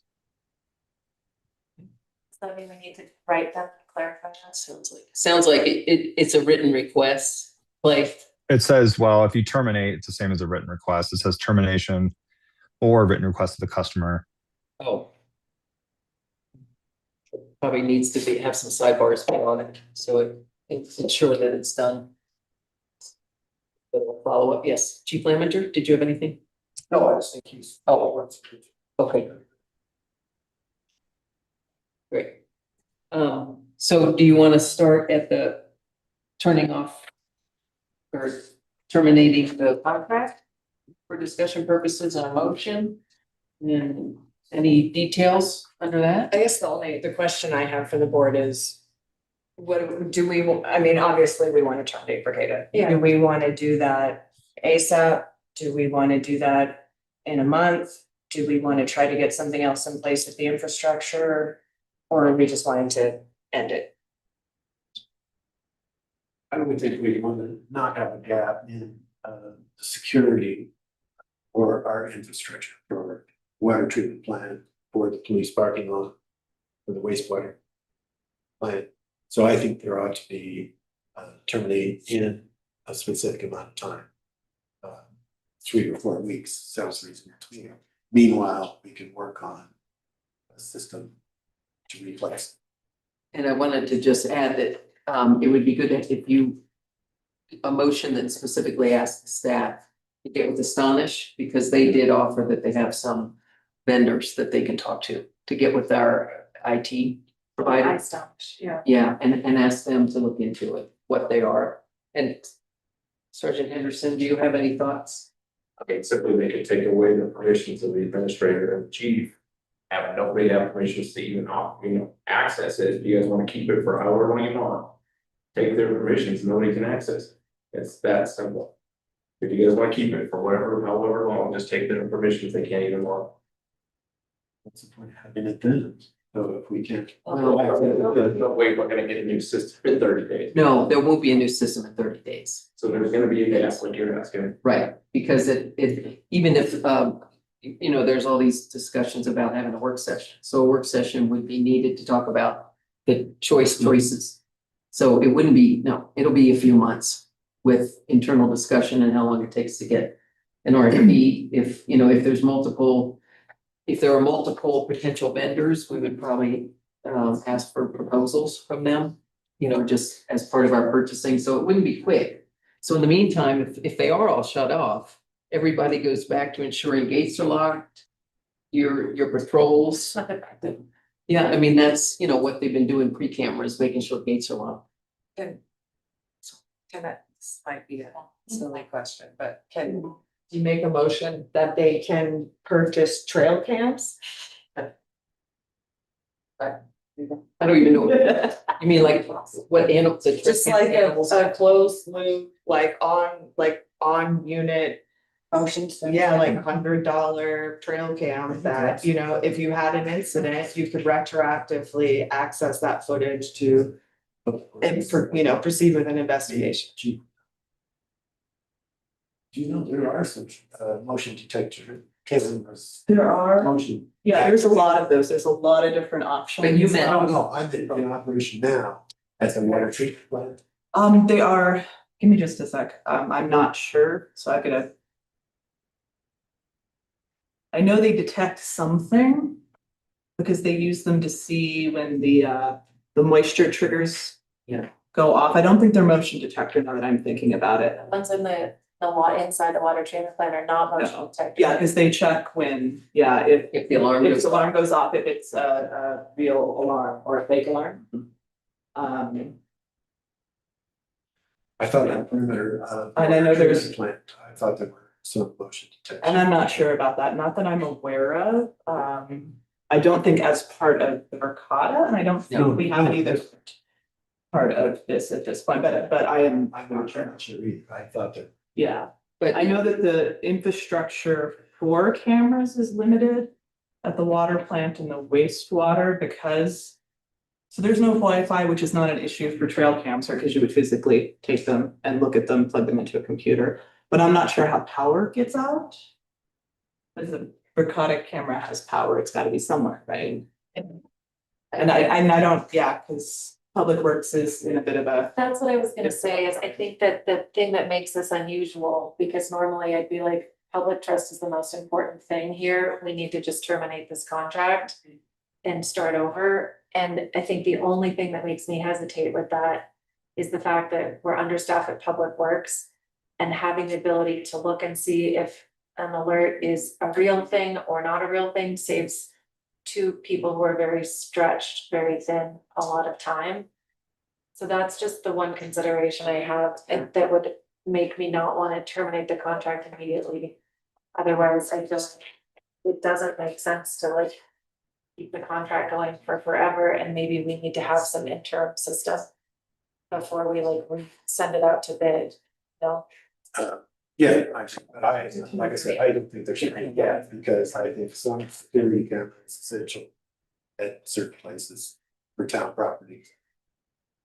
I think that's why the fence quote was in the packet was if the camera is removed from our barn where all the equipment is, that's how much it would cost to fence the area that from. Trespassers and. Because there's been a lot of issues with that. Right. This is wide open. If by a lot of issues, do you mean the theft of scrap metal? I can't speak to what those are specifically, I'm sorry. I guess if Ruben could text Jordan, so maybe we could get an answer about what do they have anything up there right now? In general, I think what I've understood with the cameras is that specificity really helps. When we say this does a lot of this or this does a lot of that, or we're concerned about security, well, what incidences have actually happened? And I think there's a lot of misinterpretations or ideas that can easily come from not being specific about what has or has not happened, and it's very easy to kind of get into like a armor up race. And I think that that's the opposite of where we're trying to go, which is to reestablish trust in each other and with the public.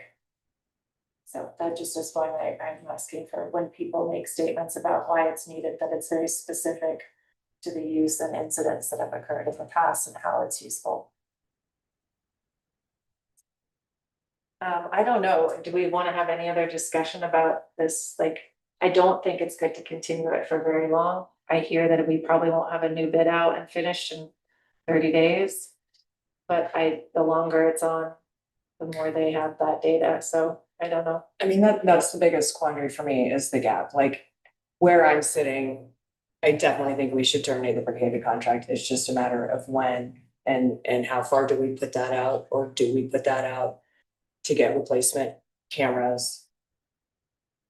Well, if we say 30 days, would that give us sufficient time to research the potential use of or finding a live feed that is not cloud-based, has some restrictions in terms of its abilities, that we can put up at the water treatment facility, put up trail cams or some sort of, just really simple on unit recording device at the other locations that we've specified that need security surveillance.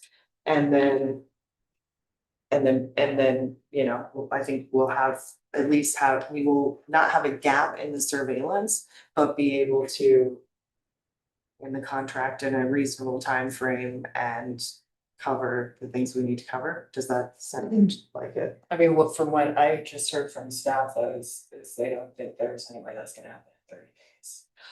Well, but if we go into a work session, can we come up with a interim before we bid out? Is what I'm saying, sorry, maybe not.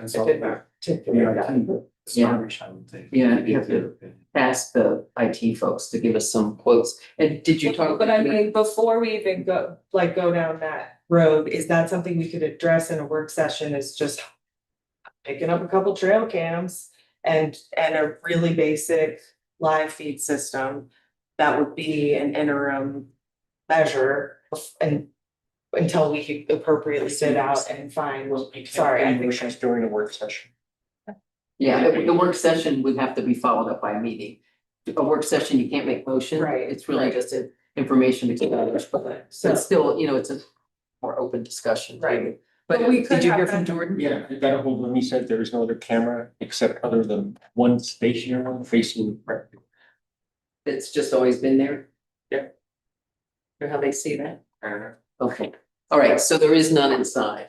Okay, and so they're just going on, they hear an alarm and they go up and check. Other cameras, yes. Yeah, okay. And what facility is This is the water plant. He's referring treatment to, plant? the water treatment plant, as opposed to the sewer plant. I don't think there's anything in the sewer Yeah, plant. there's one. So, Oh, is there one in the, yes. It's facing the pontoons. so Oh, think about okay. it. Again, a stationary camera. Yeah, as they exploded last time. Well, we should find out what those cameras are. Why don't we have, what? They're on the Vergata system. They're all on the- No, I was asking, we were asking, are there cameras besides Verkada that they're relying on? Oh, I think this is one that Corey bought on his own. Through It's Amazon. on the side of the building, according to the administrator, and it had to be taken down, and if it's not, we can't use it. So what, I wanna make sure, Jordan said they have no other camera than the Verkada one that's at the water treatment plant. Okay, all right. So, but I will, that's a good precedent to come up, which is that there was a personal camera installed that the town had access to, that has worked just fine. And that's why it was replaced. Well, Administrator Wynn told me this morning it was replaced because Corey left and he had personal. Yes, so it worked fine. So he had access to that. Okay. Yes. Yeah, so I'm just like, there is precedent, would be a way for us to put something up temporarily within the time frame of a workshop in a 30-day and another vote in 30 days to try to terminate the contract as soon as possible. If there's a strong preference to not have a gap, I do just want to reemphasize what the chief of police said, which is we had security prior to cameras and we would have security without the cameras. And I heard them say that loud and clear, and I just want to say that again. And I also understand that the water staff is extremely short-staffed right now. And that the camera that's live feed at that system does actually really save a lot of time for people having to go up there, and stressing them out more right now is probably a bad idea. So I think I just, like, that's what's on the table, you guys. Like, that's what we're trying to figure out in this moment to see how. I'm sorry, that didn't mean you get the comments. I'm just saying this out loud. Yeah, so what you're saying is maybe shut everything off except the one at the water treatment plant for now. And I don't know what that means for the system and who looks at that camera. I would include the pontoon water treatment. Yeah. Oh, those two, because that is critical. If, Yeah. we don't want our sewer plant to shut down. The public works department is understaffed and they need to be able to monitor those things. I agree very strongly.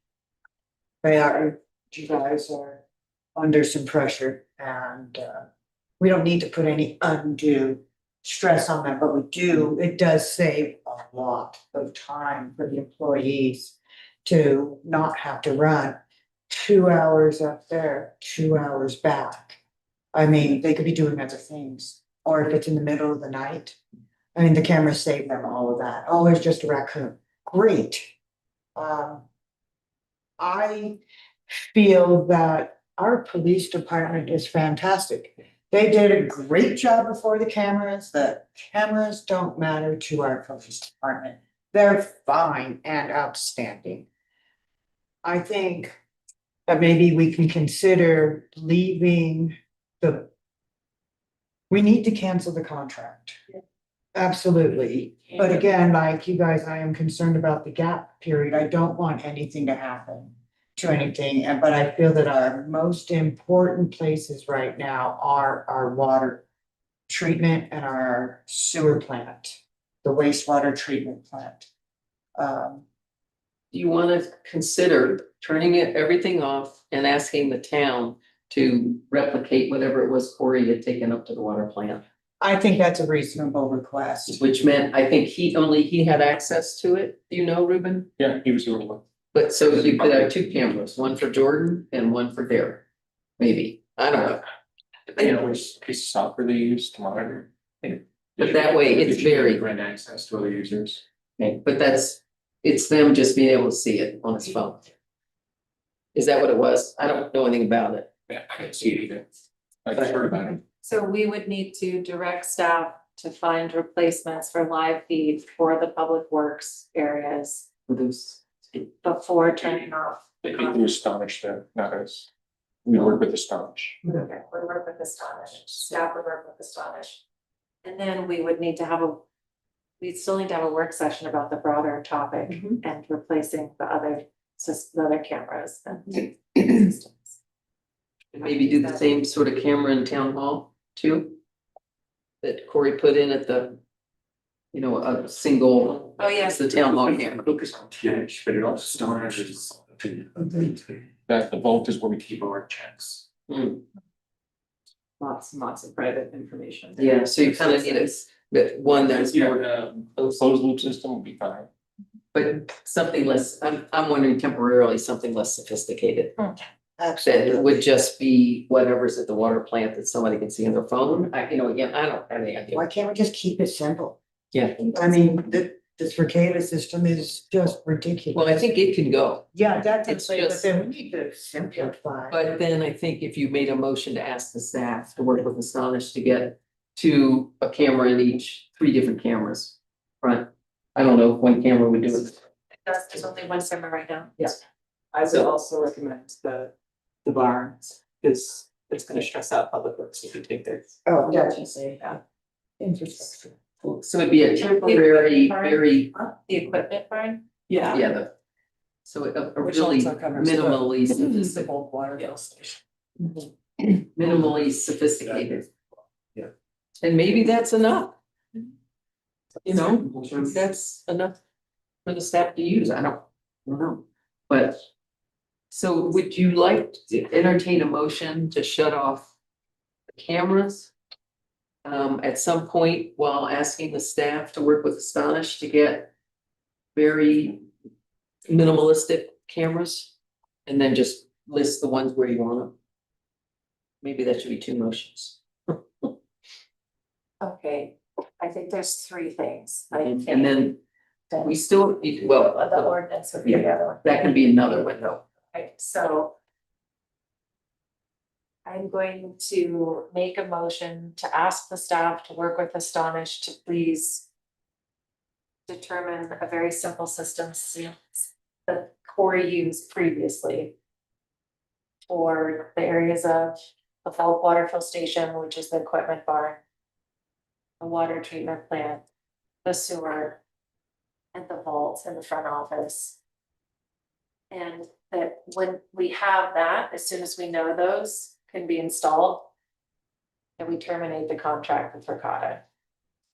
Like, and I don't know if that means you have to come back and tell us you found them and then we vote on it, or you just go do that and as soon as it's done. Contract is terminated. I would suggest they get it done because you'd have to wait for the meeting to vote on it. It seems like expediency is what is needed here. Yeah. And I think they could get, I don't know how fast. If Jordan joined, if you want. Oh, we did. Oh, Jordan, we need you. How much of the discussion have you heard? Okay, I'm here. I've been listening.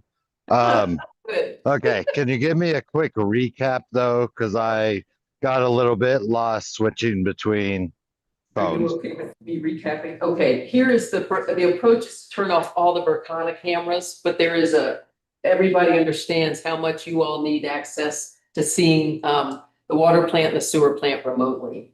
And whatever kind of camera Corey had put in there originally, could you live with something like that? While we look in the kind of for a few months, so we see if we can put in a more sophisticated closed loop system? Yeah, so let me recap that. The only cameras that Corey put in were at the initial town shop. So there was nothing at the water plant or wastewater plant. And the cameras looking at the water and wastewater plant are basically on the front door. And then the lagoons for the wastewater and the back room for the water plant.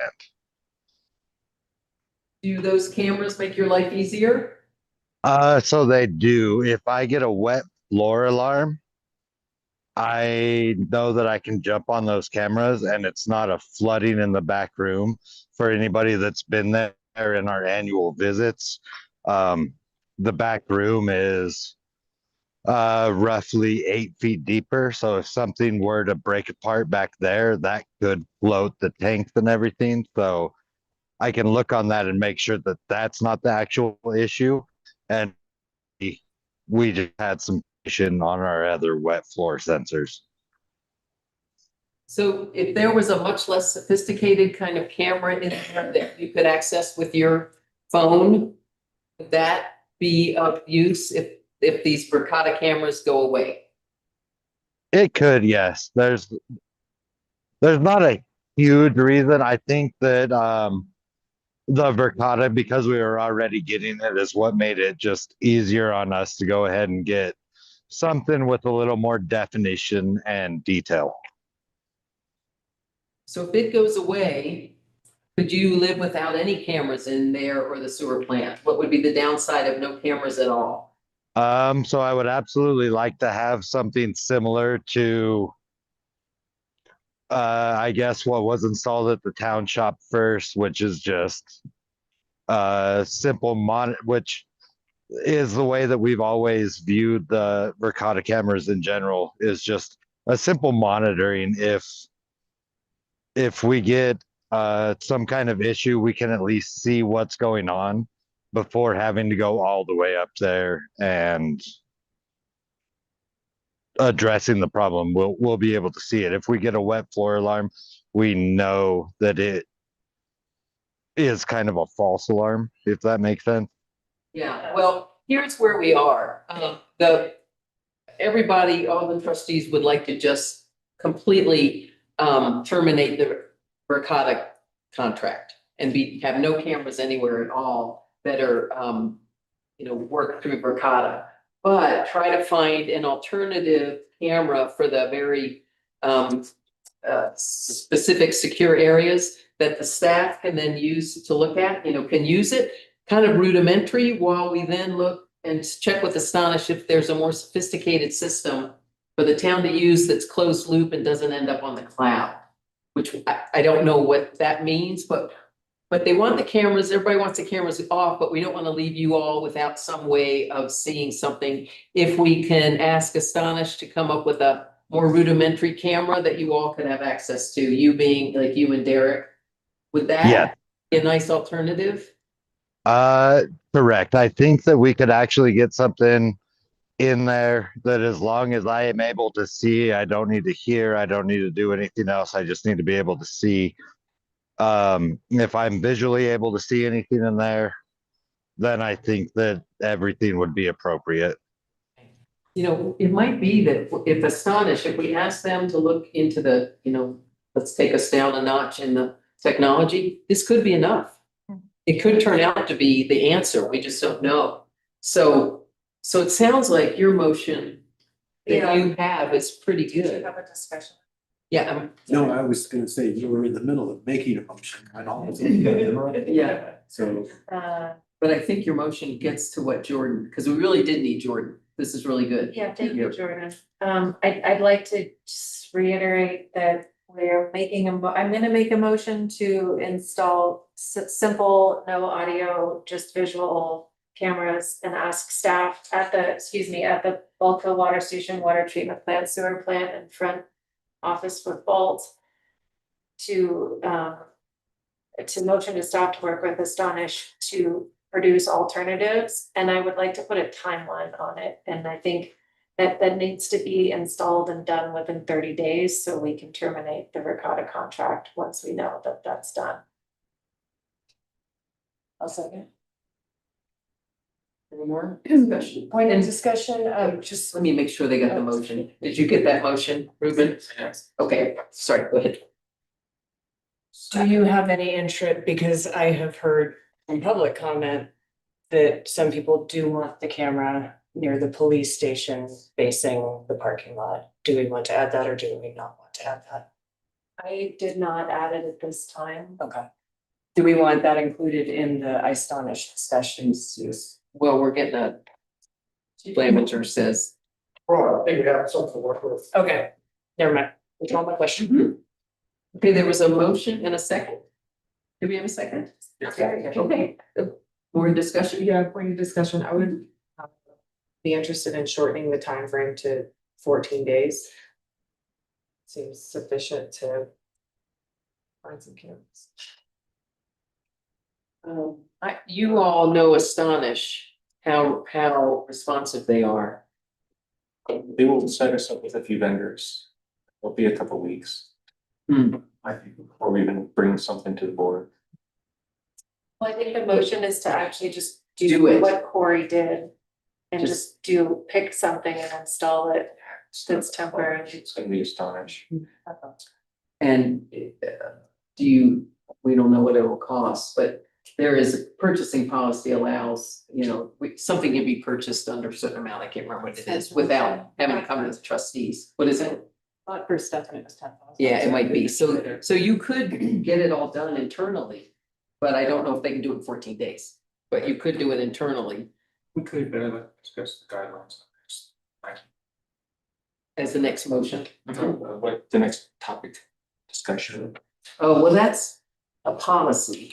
Yeah. So I don't, anyway, which is okay, but right now we're talking hardware. Yeah, yeah. Hardware and turning it off. Yeah. If you do decide they are scheduled to replace our firewalls on the 30th, and I'll be working with them on Saturday. On the. Do that. Hmm. So one. I already spoke with Andy. He asked us not to add anything to that because I was Okay. talking about fixing the public works computers with him. Okay. In your motion, was it, did you give a time of 30 days? I did in my motion. Yeah. So, and you feel like That's my. the staff couldn't do what Corey did, because we don't know what it is that Corey did and how it could be put up. I could look at the history, purchasing history. He bought it through Amazon. Yeah. So you have access to the history. I don't So- see, but that involves us getting involved in IT again. Yeah. You got it all, right? Oh, okay. So, you think 30 days? Seems reasonable to put pressure on it. So yours would be I don't know, amendment to the motion for. So right now, the motion is in play. Yeah, the Uh, motion Leave is. it at 30. Could I make one point? Yes, please. Okay, so the camera system that Corey put in place, he was the only one with access to. I had to talk with him pretty vigorously to be able to even get back into that after he had left, which he had completely deleted everything, so he had no part of it. I just had to go in and do it.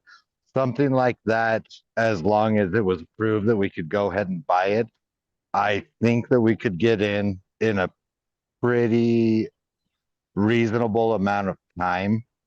And that is only accessible by us. And I think it only stores for like 30 days and then it retracts and everything. And that was the only people with access to that was people that I was able to get access to, while also I didn't have myself access to afterwards. It was just a simple kind of like, let's download the app and make sure that they're on the same IP address, I think that it was. But it is something that can reasonably done in 30 days.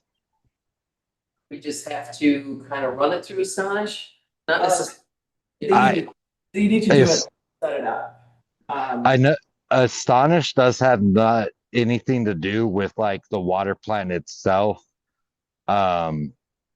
Because of just the way it works, we don't let internet access from anybody there except for through me and my other operator, so that we can remotely check everything.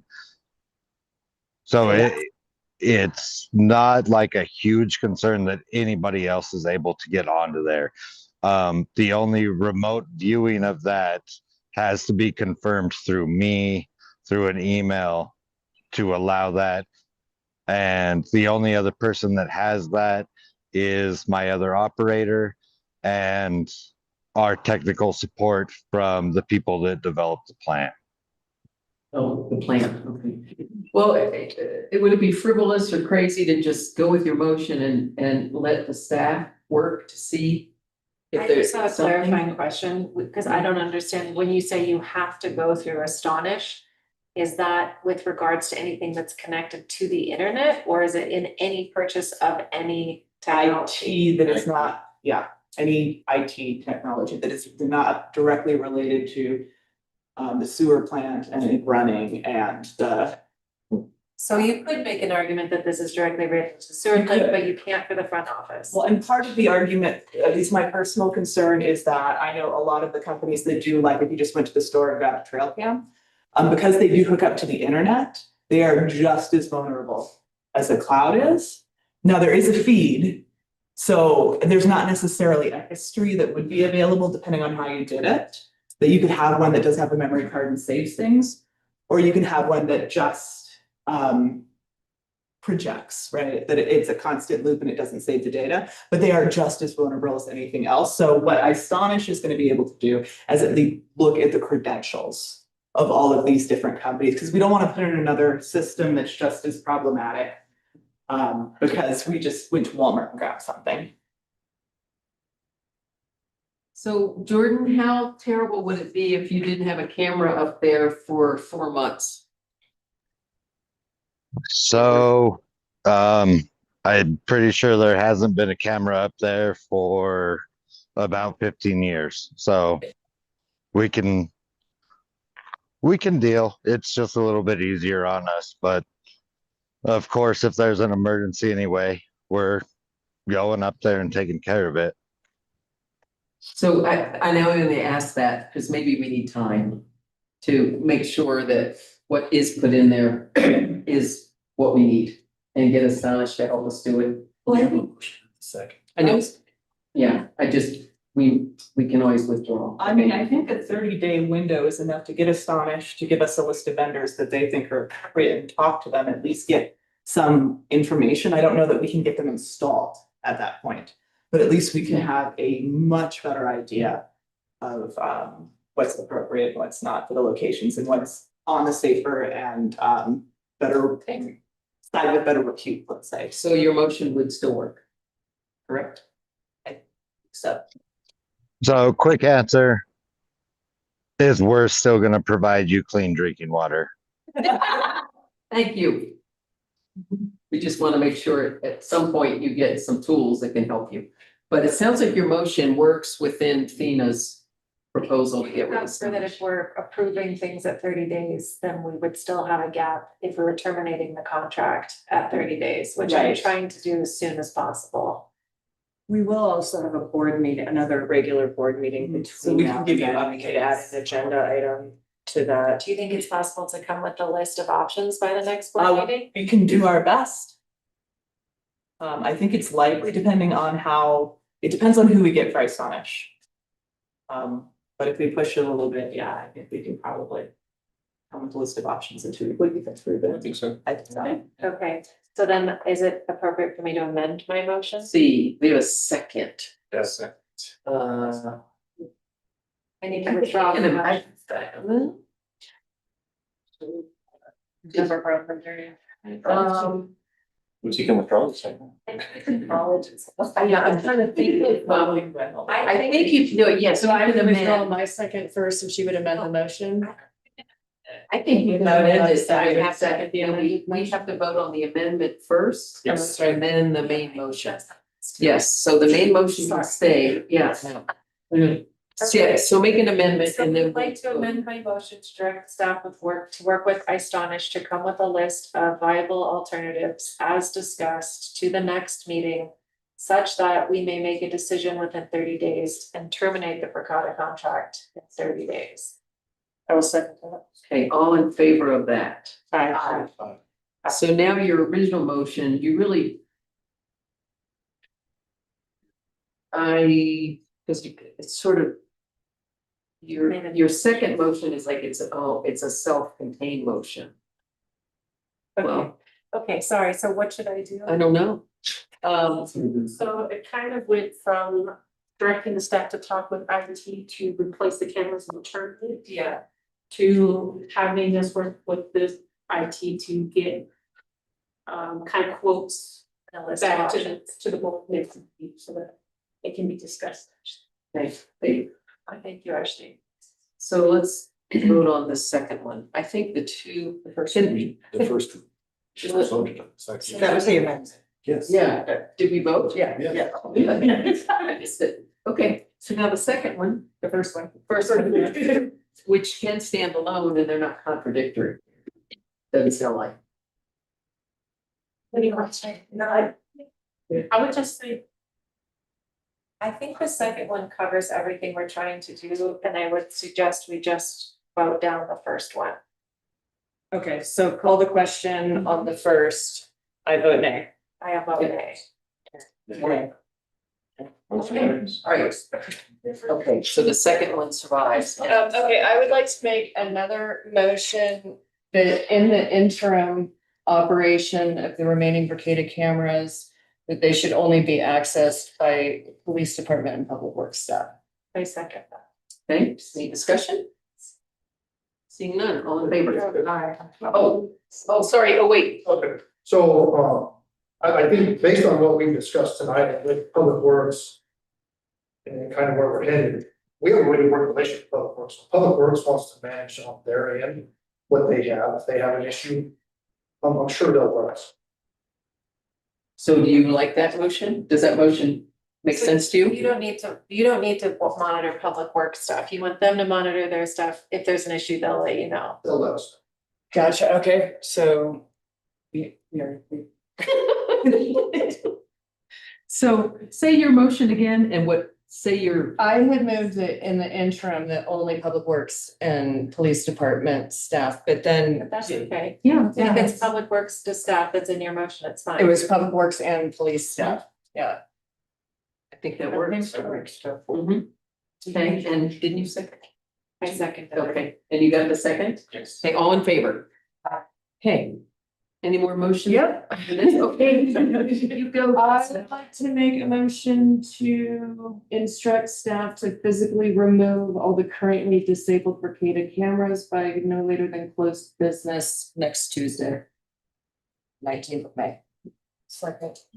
All right. No, and, sorry, Mr. Foster. Could I get a clarification? Sure. Oh, the water treatment plant, wastewater treatment plant need to be removed by next Tuesday. No.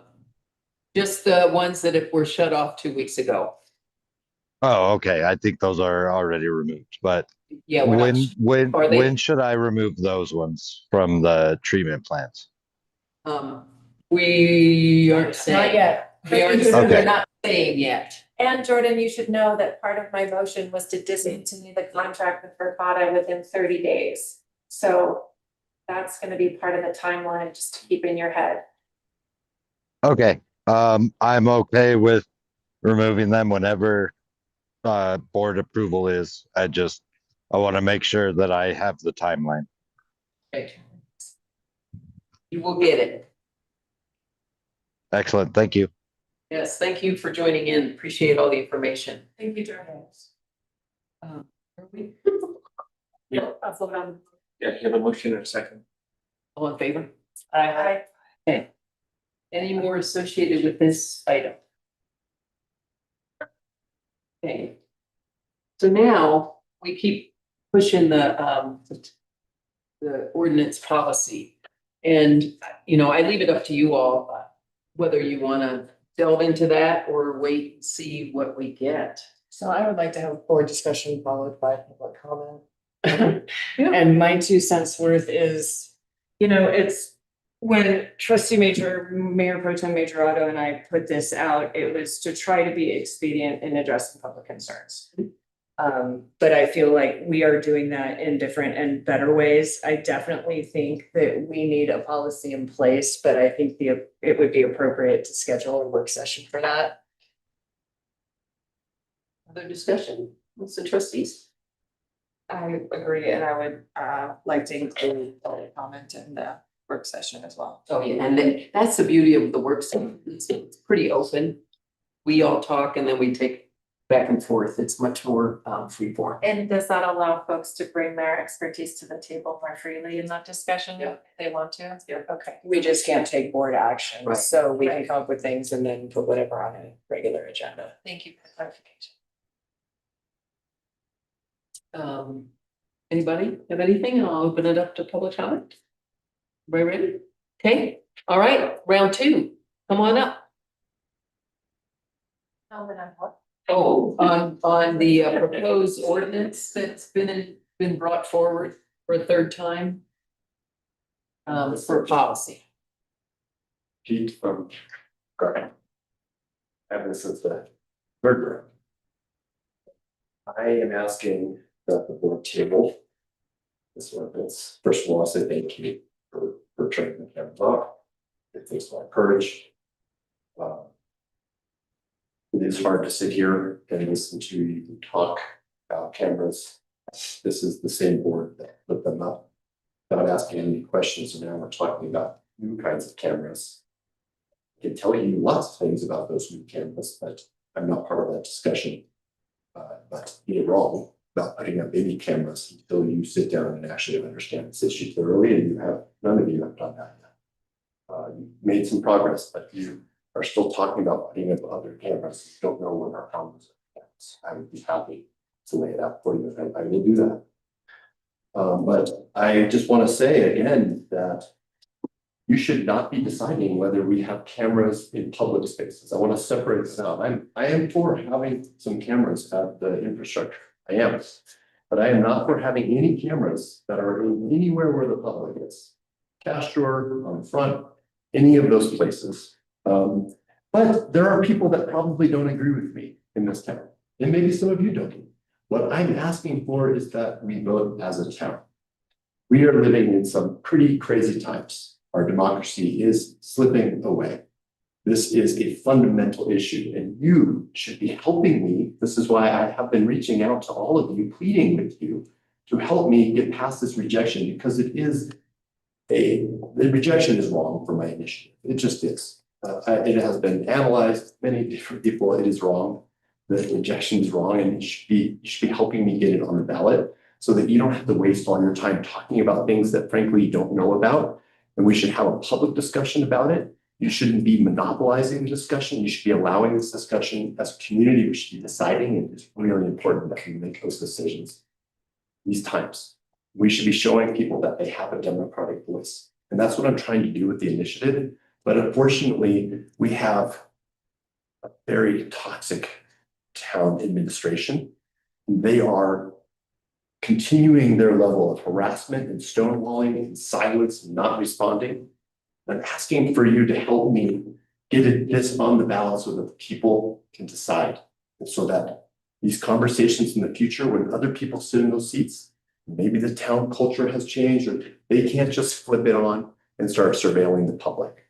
We need to decide, and we can be an example for the other communities. I'm being reached out for people all across Colorado who are suffering the same issue and helping them to do the same things. But I'm being blocked right here in my town. I haven't been given recognition for the things I've done, not from this board, not from one single person. And you're having this discussion because of me, and yet you won't even recognize the fact what brought you here says a lot about your own personal integrity. Thank you. We are neighbors, and I expect more from my community members than what I've seen from all of you. Thank you. Thank you. Who else? Bill, come on up. Yeah, I really agree with Pete about, I don't know if I use the exact same words, but there's a big problem in the office here. The idea that his petition is rejected because it's administrative and not legislative is just silly. This board doesn't do administrative things. Your code of conduct prohibits it. And yet here we've got, I don't know how long this has been going on this one agenda item, but you're talking about legislative action. That's what you do. And his initiatives are a legislative subject. And you need to corral your administrator or your clerk or whoever it is that's coming up with this excuse that this is an administrative subject on his initiative. It's not. It's legislative. It's a policy. And it needs, if he's submitting the petition, it needs to go to a vote, or you need to adopt the initiative as presented. That's a huge problem with this office. Thank you. Yes, anyone else wanted to speak? Sure, come on up.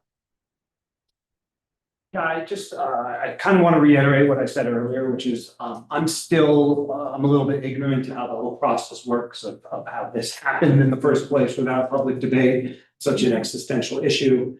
And I would like some answers or some thought about going forward, how the public, right, how these giant decisions that affect people that live here will be reflective of the desires of the people that live here.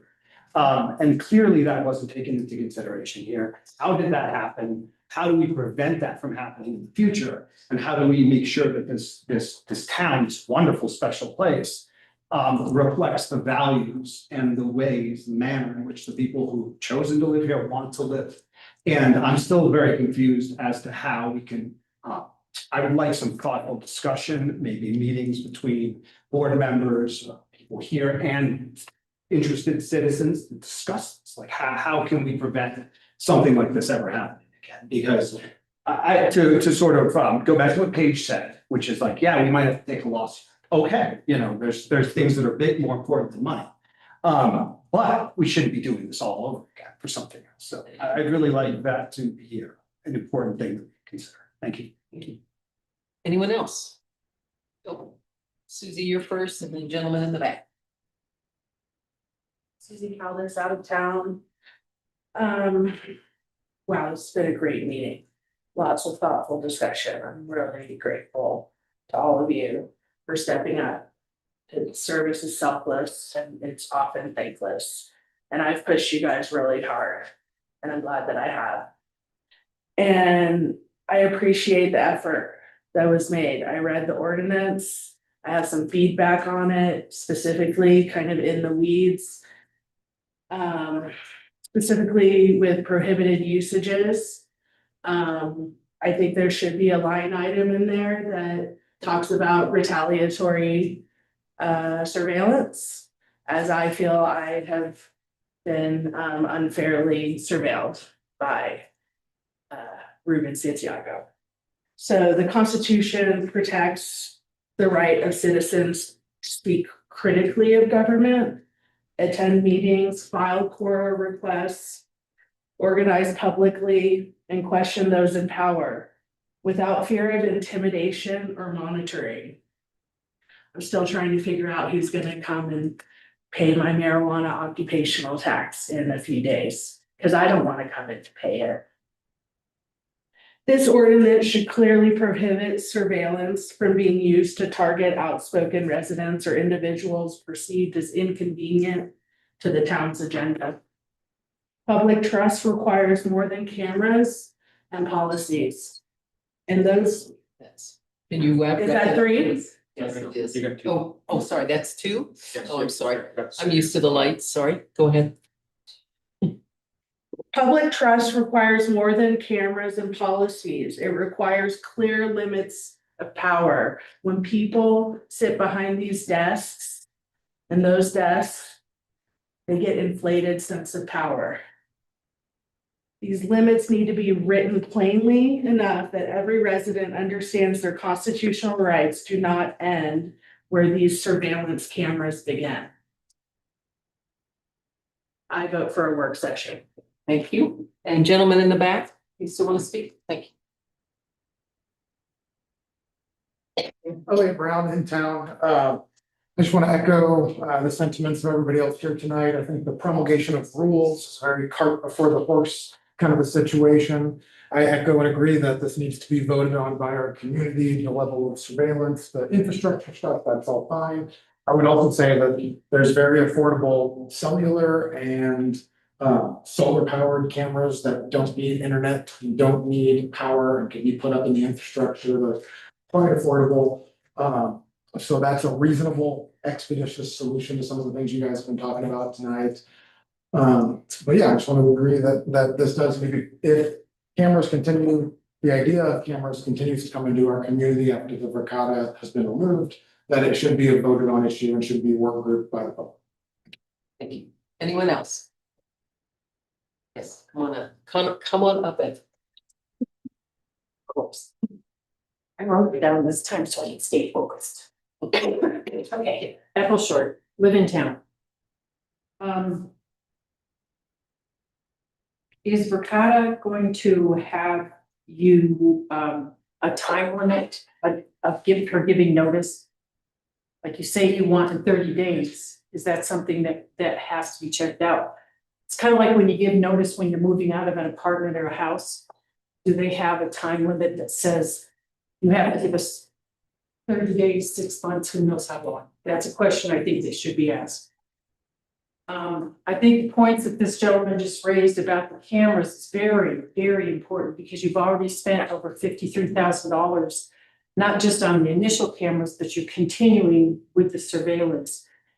And so before we go out and just compound the problem by, even though it's inexpensive cameras, I think we need to have a little bit more thought going to what we're doing. Before the election of the new board, I went to a Saturday meeting with these two fine ladies right here, and it was phenomenal. A whole bunch of people, we all got together and we just started talking. And I think that that's something that you as a town council, or maybe you, Madam Mayor, could think about doing, is having a coffee clutch once a month or something to get community input.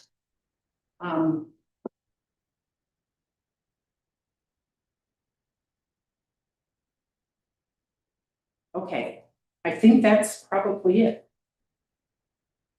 Okay, thank you. Anyone else? No one online? Anybody? Okay, so we'll move on to the next topic. Oh, Before we do that, Sure. I'd like to make a motion to instruct staff to start with a doodle poll and schedule a work session for discussion of the camera ordinance. Could I just add on, do you want to wait until we hear what Astonish says for cameras? I think we should start the discussions and get community input. I Well, do think we should get the ball rolling. I just wonder if it would help if there was some information that comes to, because the motion was to bring it to the next meeting. Right. What So- Astonish might have. I just didn't know if it would help to have an idea of what cameras Astonish is even. I mean, I think proposing. part of the discussion and what's being asked is where we wanna prohibit uses. I don't know. Well, the I'm open to reason- more discussion, but my thought is it's probably gonna be more than one conversation and we might as well get it started. Well, the reason I say that is there's something coming at the end for a potential work session and then another work session. And so That's what- I'm not against it. I just don't know how much we can do in maybe the next month. Curious what the rest. Yeah, and mine needs to be kind of soon.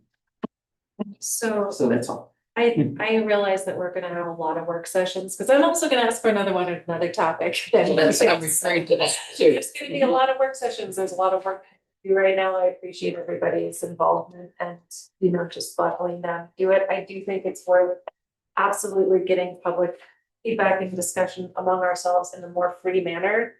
So that when we get the recommendations, we will be more informed and I think better able to ask more pertinent questions back to the staff than to Astonish. So I second the motion. Would you say your motion again, please? Come back to me, please. So you wanted to start the poll for ordinance discussion. And, okay. All right, all in favor? Aye. Okay, that motion passes. Thank you. The next item here is coming from the planning commission. We just had folks come in and dealing with parking, downtown parking. And what the commission realized, and Tina helped me here, is that the code as currently written about off-street parking and when a special use review actually is needed, which sparks the parking question, really needs to be rewritten. So the question is, will the trustees make a motion to allow the planning commission to work on proposed changes with our attorney?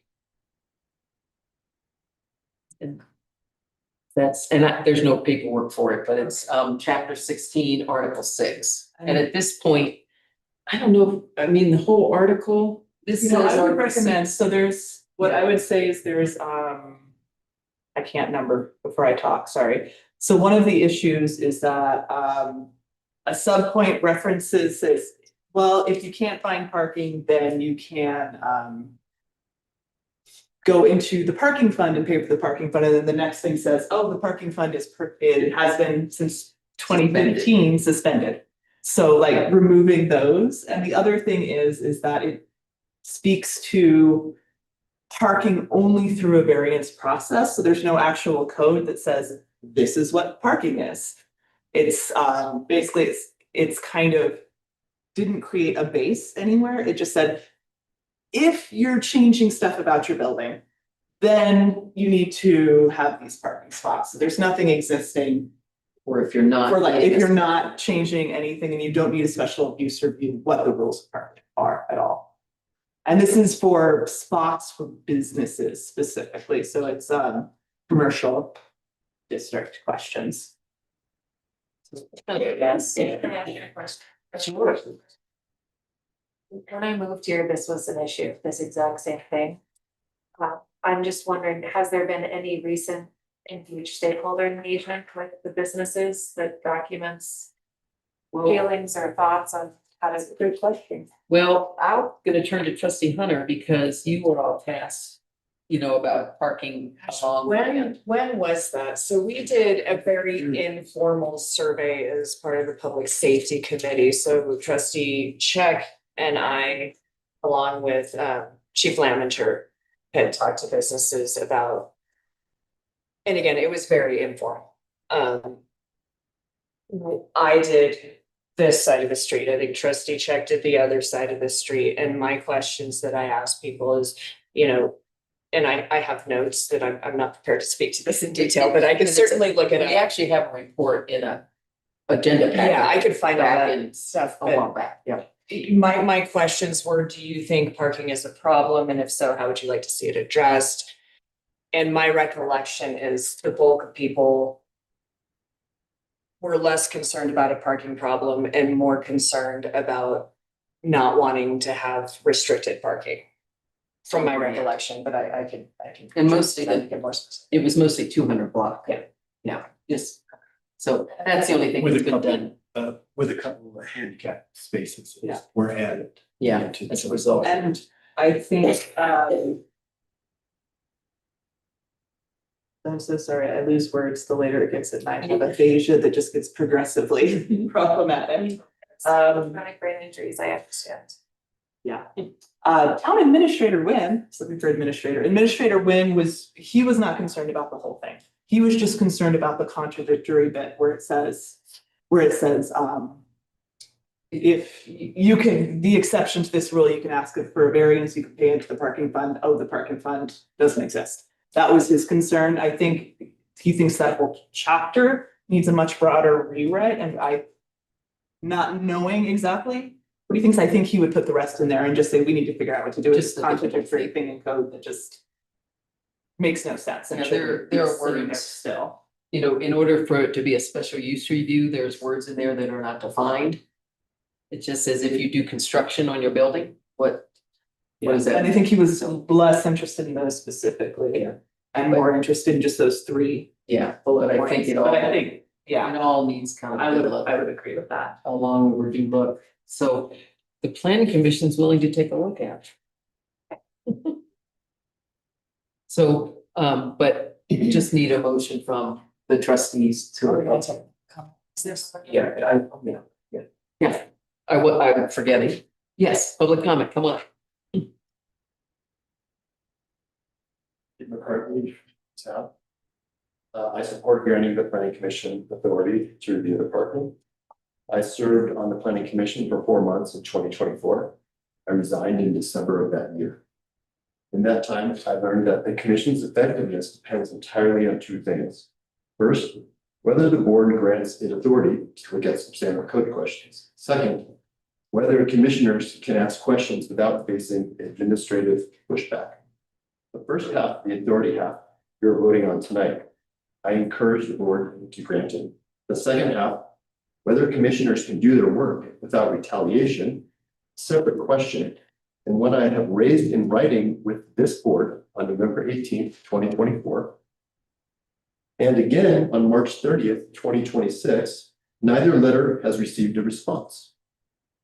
If the board is genuinely returning authority to the planning commission tonight, then the board's commitment to a functioning complaint process for commissioners has to come with it. Thank you.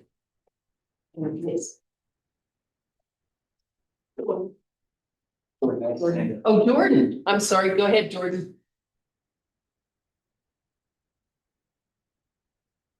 Did you hear that, Jordan?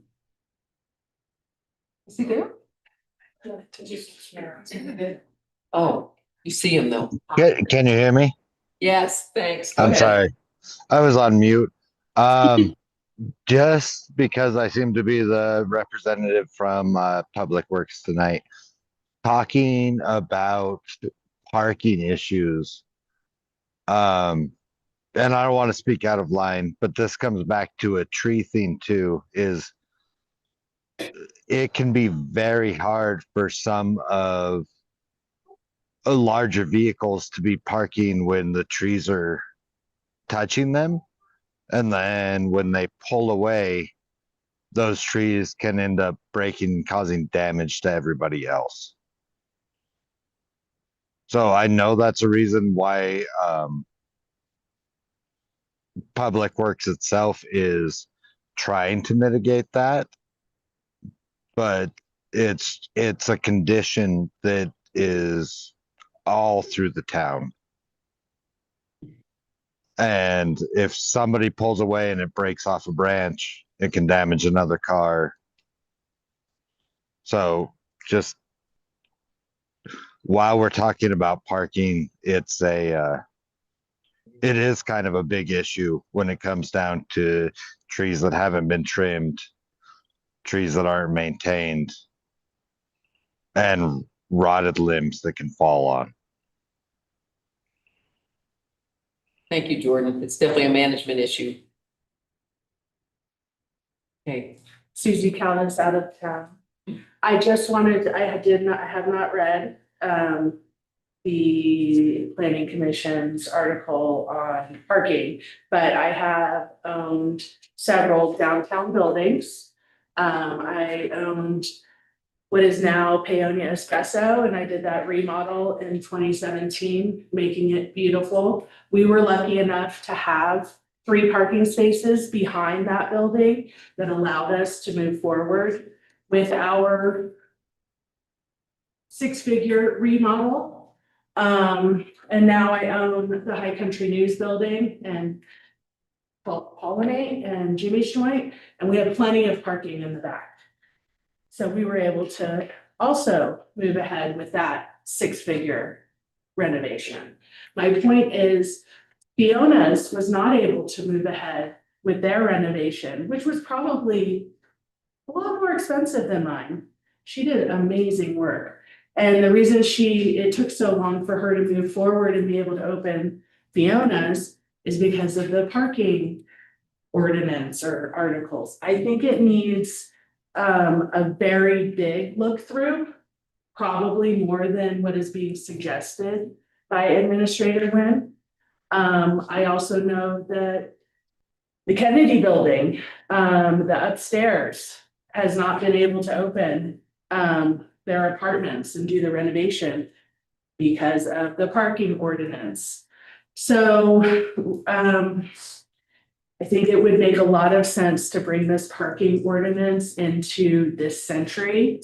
I think we got way ahead with technology and cameras like out there when really we need like some basic oversight and policies that work for today. And that would be reviewing that just from my experience. Thank you. Anyone else? Yes, come on up, Bill. I have no problem with the planning commission reviewing the ordinance, but I want to read again the agenda item there. It's consideration of giving the planning commission authority to look at chapter 16 for review and revision. This reveals a fundamental misunderstanding by the mayor and anybody else that's behind this as to the function and the powers of the planning commission. This is exactly the kind of zoning issue the planning commission may study and make recommendations on, but the agenda wording is wrong. The board is not giving authority, to the planning commission merely to look at the zoning code. That authority already exists under the Colorado planning law and the town's own land use structure. The board, if the board wants to request review, just say that. In my opinion, the agenda wording gets the relationship backwards and reveals a systemic problem with the way the planning commission is treated under the last administration. This planning commission does not need the board's permission to merely look at the zoning code. Reviewing land use issues is part of why the planning commission exists. The board may request a review. It may refer a specific topic. It may ask for recommendations, but it should not frame the planning commission as a body that only has authority to think when the board or the administration gives it permission. The planning commission should be independent, engaged, and able to raise planning issues without being treated as a rubber stamp, which is the way it has been used for the last several years, as far as I can tell. And having been a member of the planning commission, and actually, it's part of the reason I was removed from the board was because I didn't go along with the program per se on the planning commission. So when you make your motion, please don't pretend to give the planning commission the authority to do this. Simply ask them to take a look at it for you. Thank you. Thank you. Anybody else? Okay, so moving on, I'm not gonna go where you went, but we will have the attorney do some education about planning commission's role in this trustee's role. So if you. Right No, later, we're not gonna do that tonight. So if someone, any more discussion? Okay, somebody like to make a motion? I guess I have I'm sort of confused because I'm just Googling it. You and it's- can say it exactly how it is here. Ah. You can. Thank you. Sorry. Oh, it's on the agenda. Yeah, I just. There was no my content. Computer died aside on my phone. Oh. Would you like my paper copy? No, sorry, I'm confused by the statement to the public. Well, About so everything. it's Just it's not, it's incorrect, and we'll have some training. So then I'm just gonna leave it at that. So the board, the planning commission cannot just start looking at the code. It has to come from the trustees. The trustees have authority over the planning commission. And the planning commission cannot do just whatever they want. It has to come from the board. For them to spend time on a topic within the zone. So, I hear you. I guess I'm still confused about what, Gemini says that they could come to us on their own with a recommendation, and the board has the ability to obviously make that decision. right, but the board has authority over the planning commission's, what they do. Because the planning commission only meets once a month, Uh-huh. and so, all right, Clay, help me here with the Board of Trustees and the Planning Commission. What's the specific question? The question is that the Board of Trustees, there's been some question about the term consideration of giving the Planning Commission authority to look at Chapter 16, Article 6 for review and revision. It's the authority question. Could you explain that the Planning Commission is not an independent body? It serves at the pleasure of the trustees.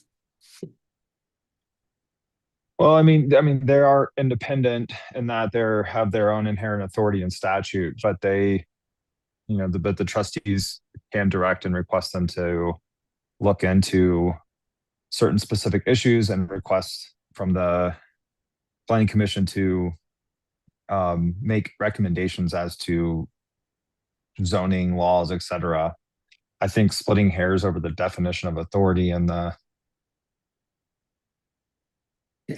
agenda might be fruitless at this point, but like you said, I'm happy to do a education or a memorandum regarding planning commission's inherent authority and But certainly the board can request the planning commission to look into certain matters and provide a recommendation. That's within the power of the board of trustees.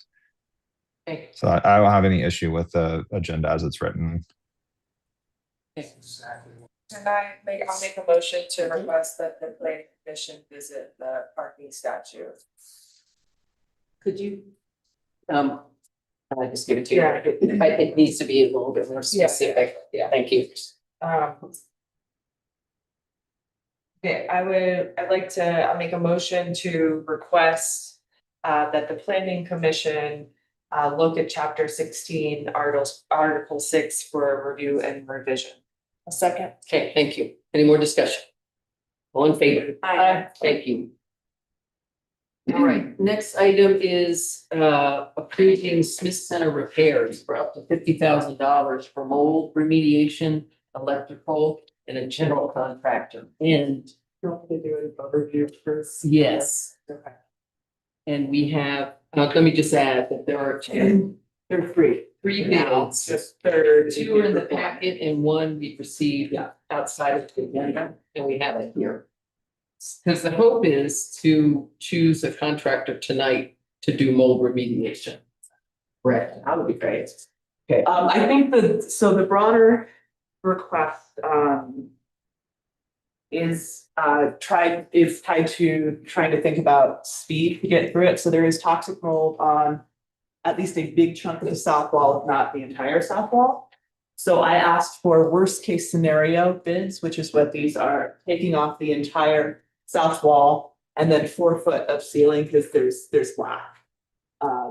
And so that we get the same bids from the same people about the same thing. So those are the 3 bids that you have.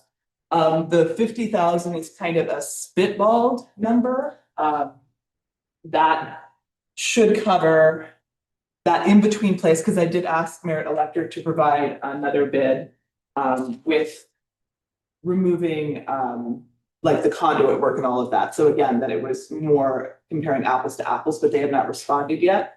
And Black Canyon Electric also has not responded. So we still have that big gap between like 7,000 and change and the bigger number. I mean, I'm definitely leaning towards the 7,000 and change. so let me just back up a second Yeah. so you all know. So in a previous agenda packet, we had information about what needed to be done. Oh, I'm so sorry. I didn't think of. I know, it's okay. Not that It's part. okay.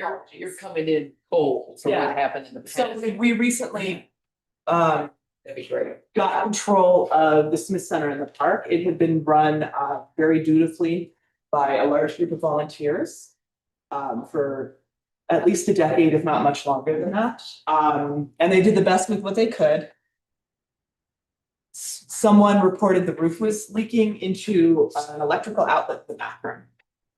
So that started a much larger process. We ended up red tagging the building for safety reasons because of the water and the electricity specific. So the roof got replaced. And then we've been going out for bids to get everything else done. So I had a plumber in for 1,600 or so to fix a few things. And then tried our best to get 3 bids for fixing the electric system, which is, we thought the biggest issue was getting the electric system up to contemporary codes. So having like tamper resistant outlets. We had some things that were wired with like an extension cord along the wall. So making everything code. And so we got some very diverse bids that run between, I think about 7.6. I'm sorry, I don't have the numbers. My computer just died itself. And it's like 36,000. And so we were trying to get the one to bid on fewer things and this one to bid on more things to get them to meet. Hasn't been happening. Apparently it's a chronic issue with electricians that it's really hard to get more than 1 or 2 bids. And in the process of having a general contractor come in to put in like lighted exit signs and emergency exit doors that you can just push and the door opens, because right now they lock and you're just locked in. We found a patch of black mold. So we got that tested. It is, I can send you if you're interested, the specific tests that came back. But it is toxic black mold. Taking a breath, speaking more slowly. So the other chunk of this is there's actually two chunks. So we're in a rush to try and complete and open up the Smith Center. Because the BMW rally has used it very consistently, and that is a big thing for town. It brings in a lot of money, it brings in a lot of people. And they have put a lot into that building through the rally, that they've given donations, all sorts of things. We really want it up for them, ideally before Cherry Days. As well, because sometimes that get used, at least the restrooms get used, because the ones in park can't necessarily handle that quantity. And then the other issue that we're going through right now is trying to figure out management, like how does this get managed moving forward?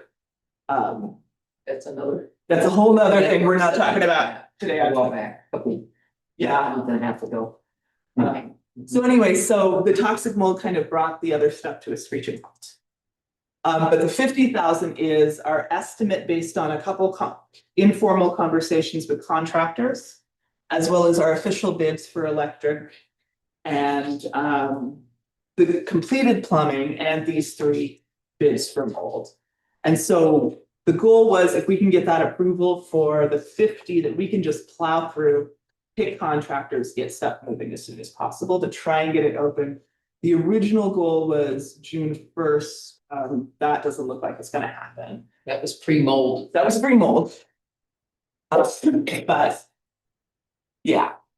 So you do have the bids. There's, they're clearly very close, but not precisely close. I could talk about how the meetings with them went if you'd like for a little more information about them. But yeah, is that a better overview? Is there clarification? No, that's it. I think, actually, I should say that the electrical the staff was asked to get comparable bids for a scaled back number of things. I have tried and And they're not getting it provided, and some of they're very busy, so trying to get them, But I think right now the staff was given the okay from the previous board to go ahead with electrical. yes. So and then the plumbing has been done. Plumbing was done, it was So well. this is now the outstanding issue that needs to be discussed. And do you have any preference? I mean, I don't know about. I would say based on my interactions with the people that came to do the bid and the questions they asked and what they looked at and their predictions for it all, ServPro seems to be much more knowledgeable and professional. And I will say I was calling Junction for mold remediation, and 2 of the places that I called said, well, we don't actually do that. You should call ServPro, but not the one in Junction, call the one in Montrose. Which is the one that came. So I know they're the highest price. But definitely, I think they're the most professional. I'm missing the price. That's the one that, Right. I can tell you, It's right, is it on the cover sheet? $18,065.21. Okay, Mesa was 17,861.67, and the one with a person's name. Is it? Yeah, is 16,792.20. So they're all within 1,600 of each other or so. At least my math brain says that. And then Paul Davis. Yeah, Paul Davis, that's the one. It's 16,700. And Mesa was 17,861. Paul, so they're very close. Okay, yeah, Just to clarify, this does not involve putting the wall back in. that is correct. It's just the removal. It's just the removal. Remediation of the mold. Correct. And it is a worst case. Yes. So hopefully it's not that much, right? We don't need to take that much. And then So once the mold remediation is done and we now have the whole south wall open. Yeah. Before Cherry Days and Zemer, will we have time to get drywall contractors in there? And so- or- I've been speaking with those contractors about other work that has to get done. So we can definitely do a kind of a checklist for all the things that have to get done. Right. The drywall, I would say, is like like if we're going between 1 and 10, is a 7 on has to get done. Like we've got the exit signs and all of that are what the 10 is. Ideally, yes, but I would really have to contract with them soon, which is again why we're asking for that that number, because then I can work with the contractor and be like, okay, here's our list in order of preference to get all these things done. Where will this amount of money get you? And then they can get scheduled, because I have talked to people, but since the building season is kicking up right now. Just approving the mold contract that you're. Yes. Well, and the request is for an approval for 50,000. Okay, so you can do the rest of it. So I can do the rest of it without having to come back to the board. Hey, I guess my only question is like, do we, but this is so ignorant and my apologies, because it just came up when Paige from the town commented on climbing walls, like, is there ever any chance that we might wanna build something else on that wall? And do we wanna spend money right now doing something that might have to come down in the, it's just. I actually suggested when we were talking about it, that we put a climbing wall on that south wall. Because that's not a terrible plan. if they, let's say, remove the wall and get rid of what's underneath there, I mean, can people be in there if it's? Yeah, people can see other in there with studs. I mean, Okay. it's not gonna be pretty. At a minimum, we can hang up sheets and Okay. put decorations on them, So it like. doesn't have to have something like that. This is not a safety issue. Once the mold is down, it's an aesthetic issue, I think. And trustee Fisher, I know you're involved with the BMW rally, are they expecting drywall or they do know? At this point, I don't think they're expecting a whole lot. Hopefully, the teen center will be open and operational. That is all they're hoping for. They're such a wonderful group of people to work with, and they will be happy to have it open and mold-free and with updated electrical. Yes, I move to extend the meeting to 9:45. need a second on that? I'll second. All in favor? Okay, thank you. Any more comments from trustees? Oh, I just wanna bring it up, which was just, do we have to put the drywall in right now if we might wanna consider doing something else with that wall in the future? I'd say no. I don't think we have to. Okay, so I just wanna clarify, by approving the 50,000, we're not saying go ahead and put drywall. Correct. And by telling me this, that you don't necessarily want to because you want to consider, for example, climbing wall. I will just make sure that I don't have that on the list for the contractors and we spend a little less money.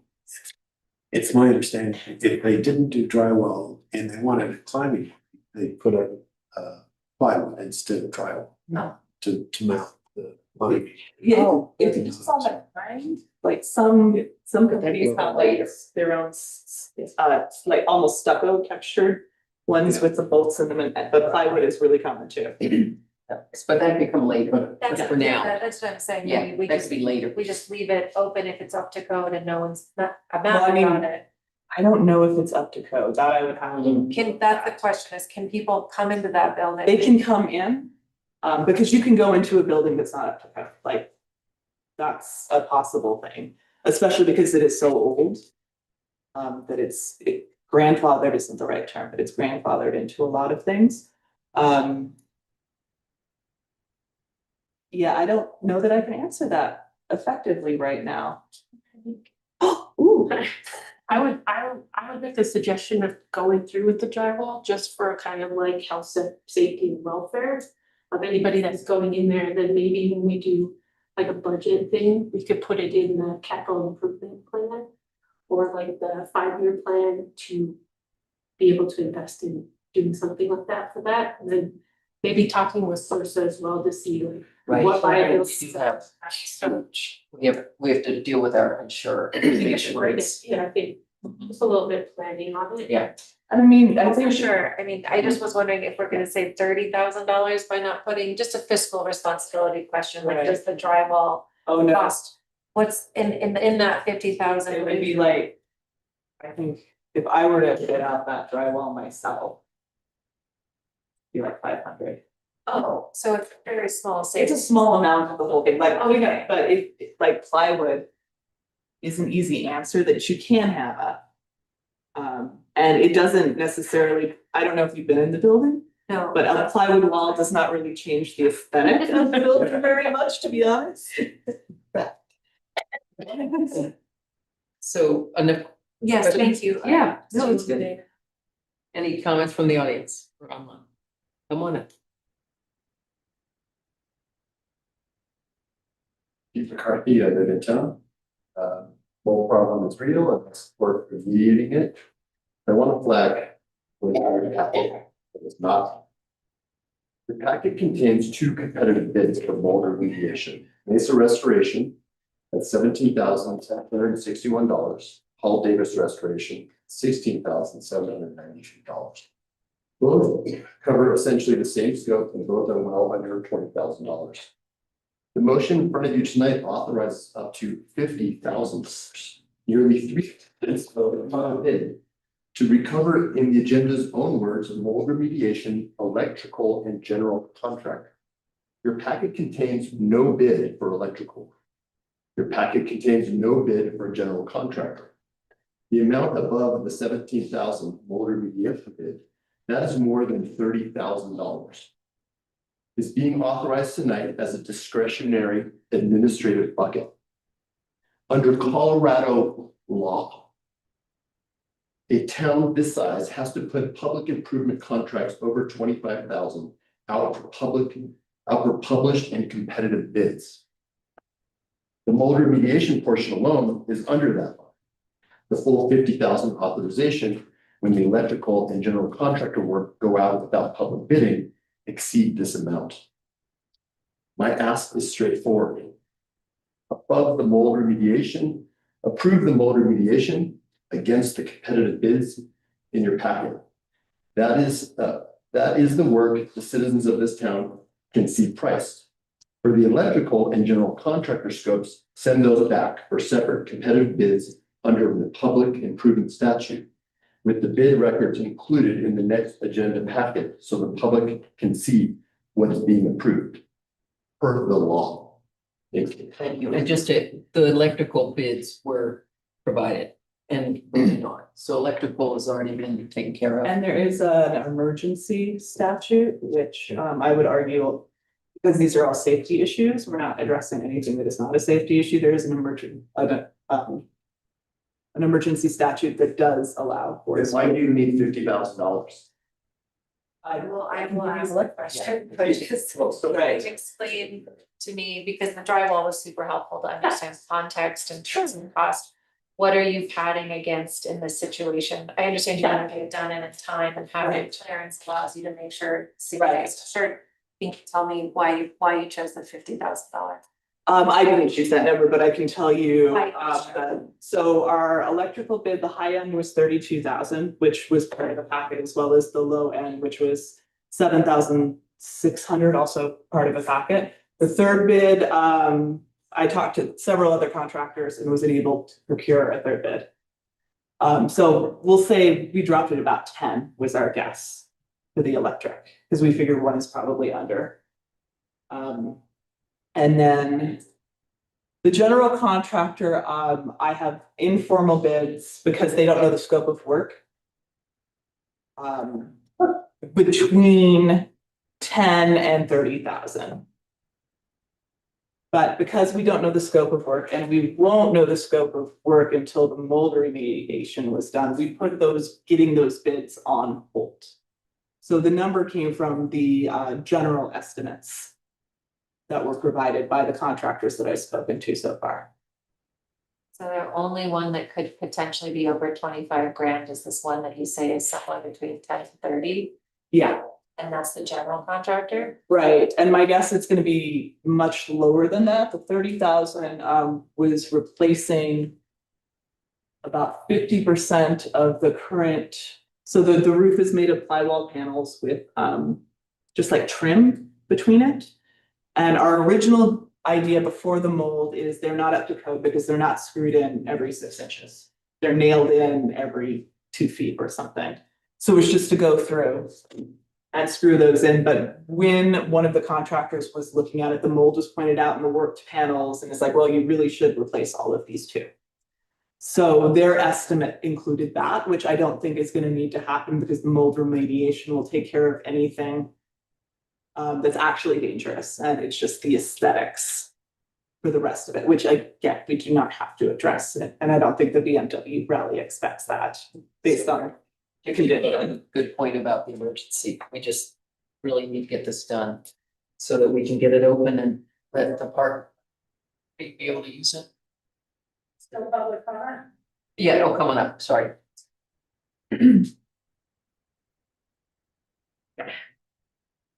Susie Caldas, out of town resident, not really planning to comment on this, but again, I have experience with events here. Why do you need to rush? That's my big question right now.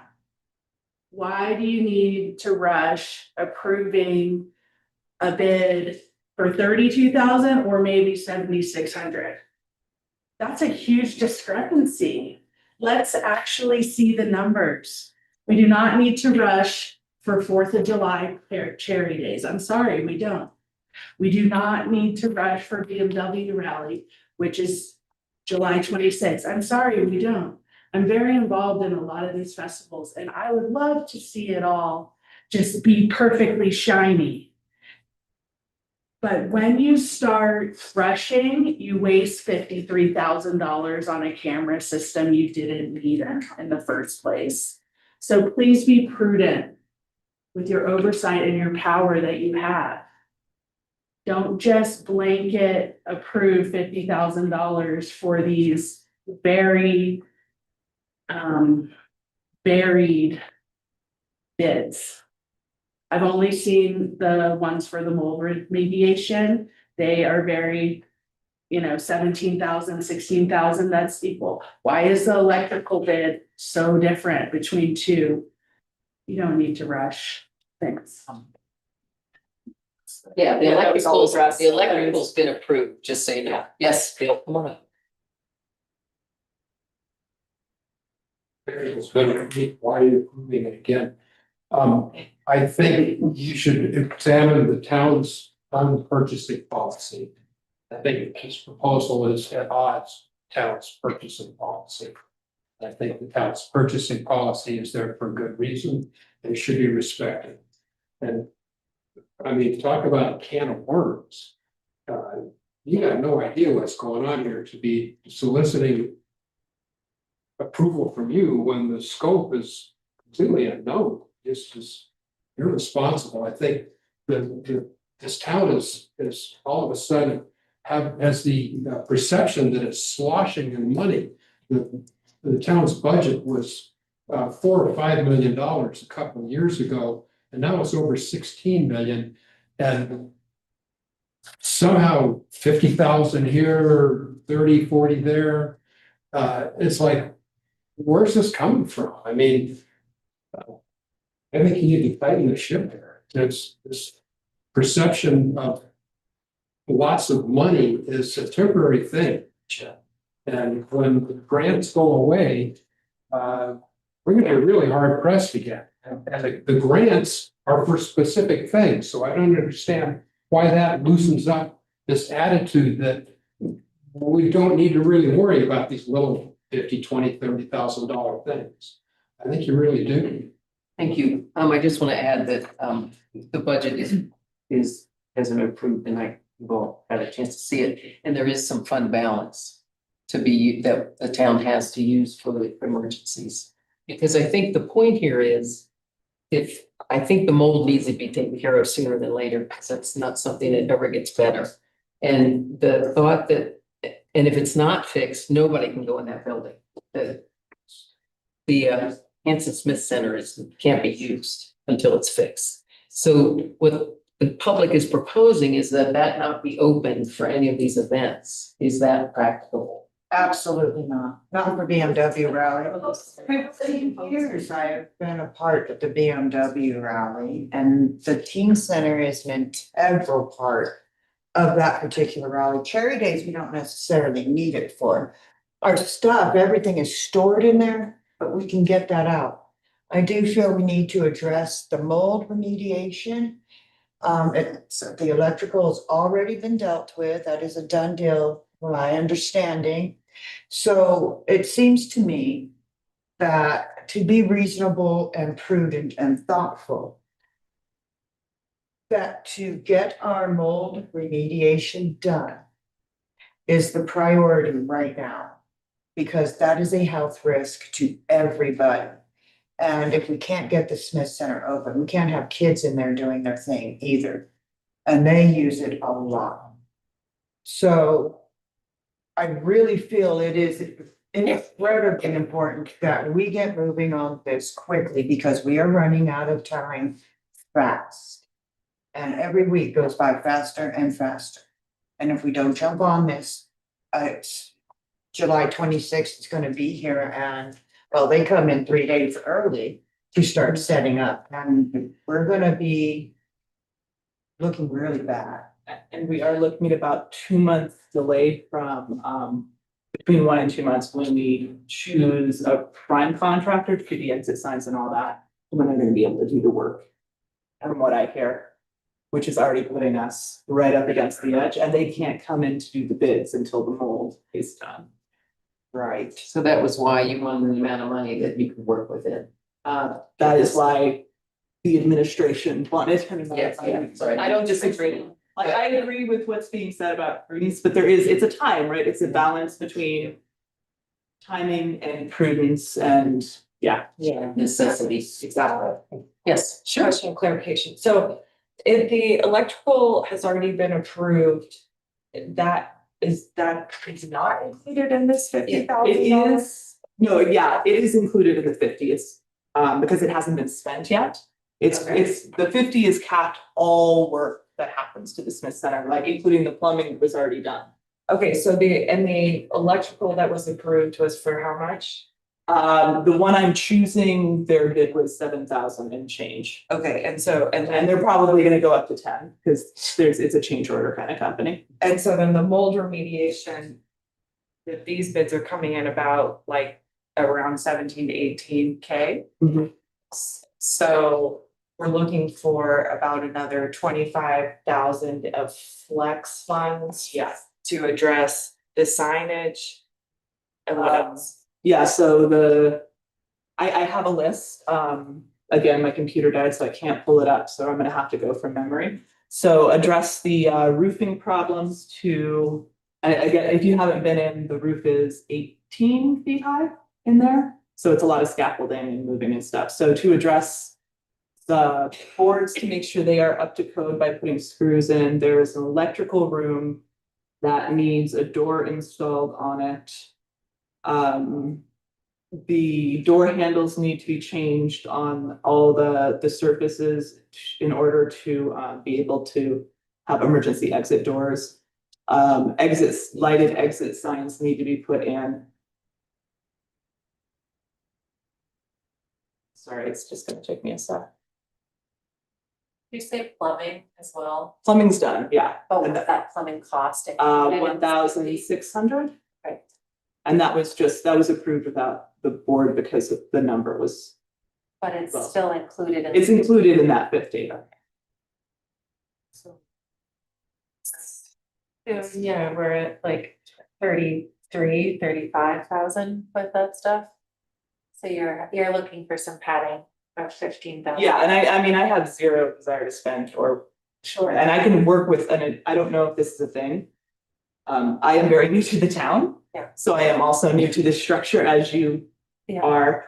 I don't know if that's something that we can do instead, is just have, like, cause I'd like to work with you, BMW rally anyway, have someone working with me from the board, just for some extra oversight. That we could be in communication, because I was gonna ask you that for this meeting. I will just say, I just had to completely gut my house because of mold, not the walls, but all of the floors in the kitchen. And you just don't really know what you're gonna have to put back in until it's out. And I will say, it's a lot cheaper than I thought it was gonna be after I took everything out. Because I could make some decisions, I didn't have to put a lot of stuff back in. Right. So I understand your need for flex, perhaps the suggestion of working with a board member. And not just writing, we're not just giving you permission to spend $50,000. Be like, you can have it, but you need, it's not gonna be. Is there somewhere where we can authorize an amount that you feel comfortable with to complete work that has been already spec'd? By knowing that you have to do the mold first, without it just being a blank check? Well, I would say it's not a blank check to start with, it's got a clear number. I can't pull that up right now, that is something I would have had to prep, I didn't know I was Yeah. It's okay, I was gonna put you on the spot and be back, right? And I understand, like, all the points that were made were very good. The only reason the number is that high is because it is, if we don't put up the BMW rally, they will go somewhere else. They've already started looking for other places because we have been slower than we should have been responding to them, and they lost. There was lost the person that has been the point person for all of this. So we're trying to make up for that too. And they've been coming now for 38 years. Yeah. So it's quite important for this event, it really is. So anybody ready to make a motion? May I ask a question? What is you know, Getting rid of the mold. so what do? Do they just come in and just yank everything out? It's a big deal. And then they have to like sand down. Anyway, we'll stop there. It's a big thing. Yeah, It's a big deal. Part of that. It's Cleaning. it's really trained It's people like have to do it. Biohazard. Yep. Level. Yeah. Nasty. It's like kind of. So I have a question for the board. So are we comfortable with the $50,000 to get the Smith Center habitable again? I don't think that's what she's asking. I think she's saying I think you're saying you don't expect to necessarily spend up to $50,000, but you're asking for a cap in case there's something unexpected. Is that what you're saying? No. It's. No, yeah, I'm asking for 50,000, but telling you it's very unlikely I will spend that 50,000. Oh, need another motion. Fine. We need another motion to extend the meeting. I make a motion to extend the meeting to 10 o'clock. Okay, second. All in favor? Okay, thank you, Matt. Police chief time. Multifaceted.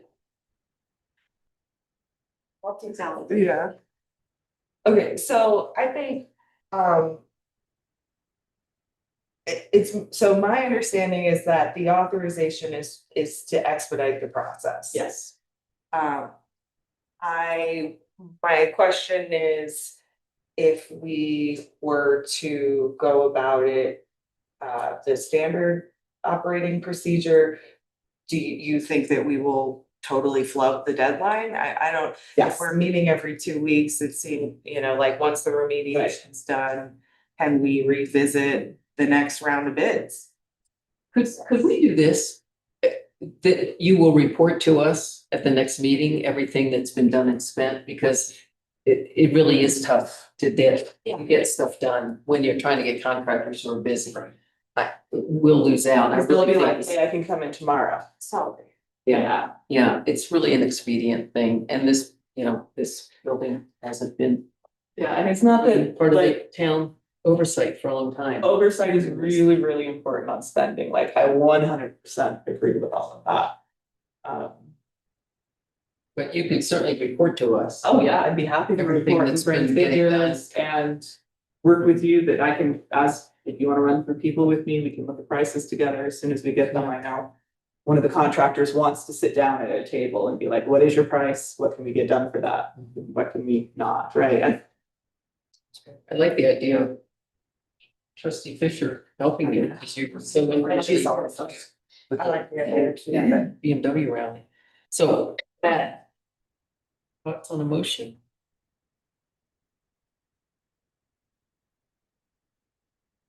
I'm gonna go ahead and throw it out there, you guys. I'm gonna make a motion to approve the Smith Center repairs for up to $50,000 for mold remediation, electrical, and a general contractor.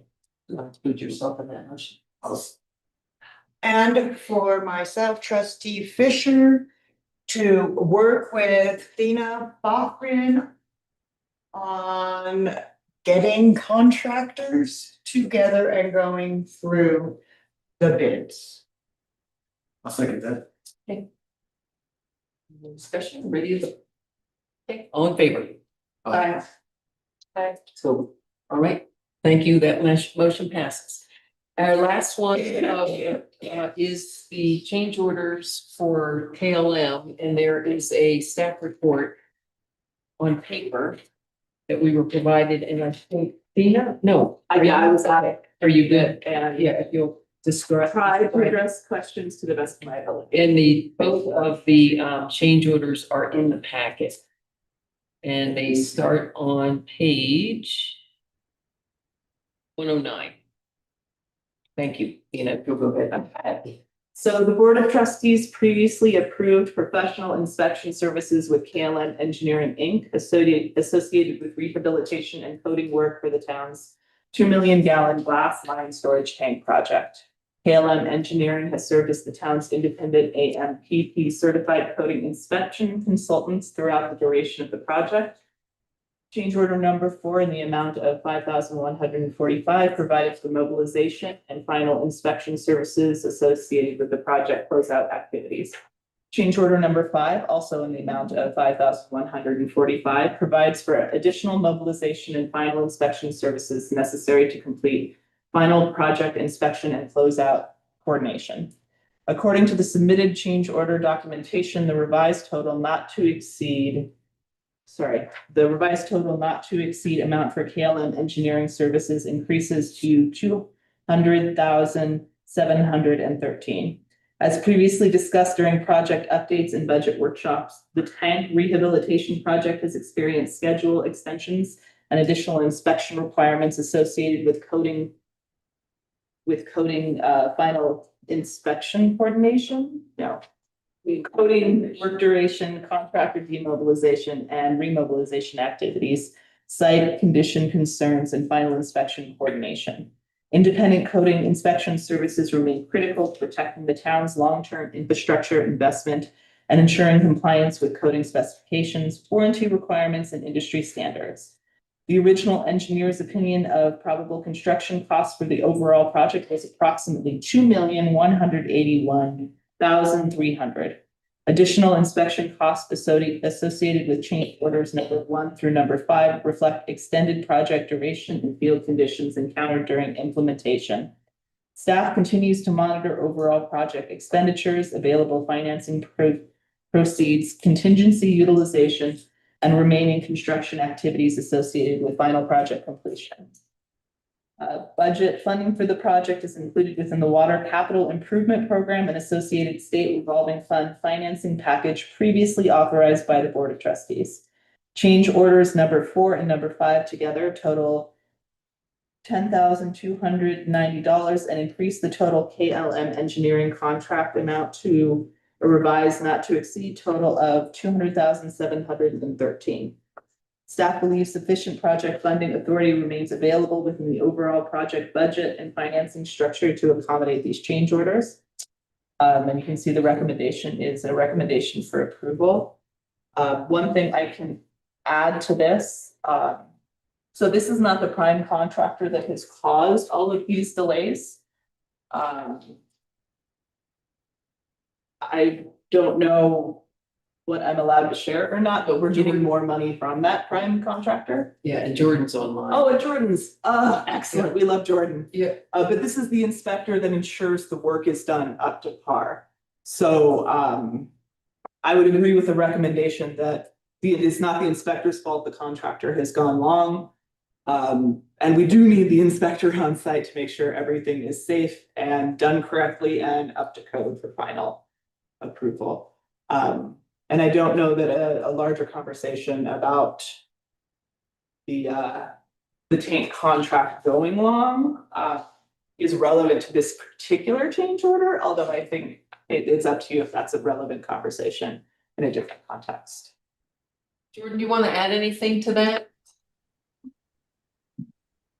So yes, the inspector came back out. He went ahead and improved that everything was good on the inside of the tank. The tank has been filling with water since Thursday. It's going to take a little while. Of course, we all know the water shortage that we've been having up on the mountain. It's running well. We're at about 10 feet full. We're continuing to fill. Once it is full, we will take our bacteriological sample. And at the approval of that, after 24 hours, we'll be able to put that back online. Our inspector probably will be not back to the site again, but we also did a visual inspection and everything seems to be ready to go online. We got the manways all closed up. Everything's good. So yeah, we're running between our temporary tank and that tank.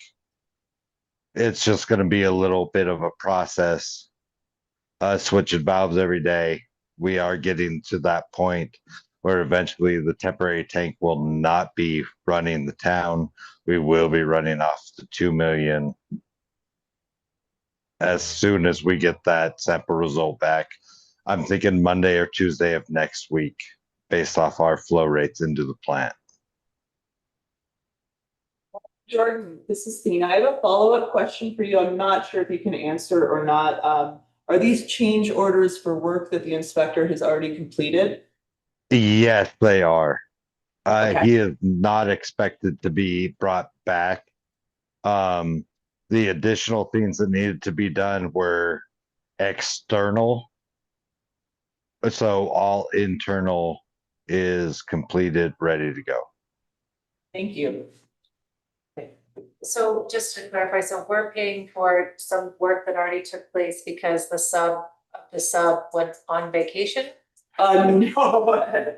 You say they terminated, they went away. The prime contractor mowed and demowed more than. And mobilizing people, mobilized. That's moving in and then moving equipment out. Okay. And so, they work directly for us as well as this inspector works directly for us. So it's not a sub of a sub. I might be quibbling about a point. I'm not sure. I'm not meaning to. So we've been managing each of the pieces, so if there is. So that's kind of why, and I know you said that might be a discussion. Right. One of the reasons for the delay was unexpected cold snap where they couldn't continue putting the coating on the inside because the temperature was below. It's very cold. So, and as I think the administrator explained at the last hearing that like these change orders will ultimately be deducted from another contractor? Yeah, so the main contractor who does the work is coming off of them, and because they're running, they're now paying the town like $1,500 a day that's coming off their contract for our payment to them because they are running late. Right. So ultimately, this will be a wash. I can speak to, because I asked today, so as of today, current liquidated damages from MPC, which is the prime contractor, is $50,250 so far. And So that's money that how much we will change deduct orders from what we that pay just this. for cows. This specifically is for 10,000. How much altogether? 2,290. For For this, these, yeah, and there have been 5 total change orders, some of which will not be paid back by these. so in the staff report, are you asking for the whole project not to exceed For this, amount or just for for KLM. I'm asking for the total of the change orders. For KLM, this will total $200,713 from our inspector. But that's all of the fees. Yes, Just that's the change orders that they've asked for 5. We're now at the last 2. So of that 200,000, they're gonna pay us about 50. so far. That's MPC that's getting liquidated damages, not KLM. MPC, if Markley's Precision. Right. Yeah, so my question is to clarify that these fees will ultimately be taken on by the contractor who is delaying the project. Not as a direct bill, but yes, correct. Because the delay, that's what the daily liquidated damages are about. Is it kind of, so the change orders gives them money to keep working. And then the liquid damages at the end, because they didn't turn in time, pays all that back. I don't know that we can say it will equal the exact amount, like I definitely can't say that with my knowledge of these projects, but. It is already 50,000, so it's a substantial amount and they're not done. Close, well, Close, now, very I mean, close. the town is now filling it. Yeah, it's just the external work. Yeah. Any comments from the audience? External work is currently Okay. done. Oh, it is. Okay, so the work is done because now you're ready to flip it. Okay, Yes, I mean, there might be some warranty work after a little while, but it is substantial completion, disinfected, filling now. Bacteriological sample will be taken. As soon as we get confirmation on that, the town will be running off the 2 million gallon tank. great. Thank you, Jordan. Go ahead, Pete.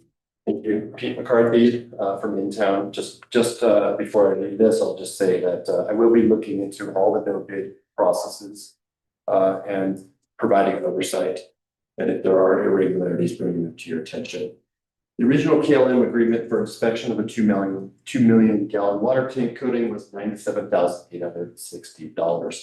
Change order 1, 2, and 3 added another $92,563. You approved change order 4 and 5 tonight, both at $5,145 each. The project total becomes $200,713.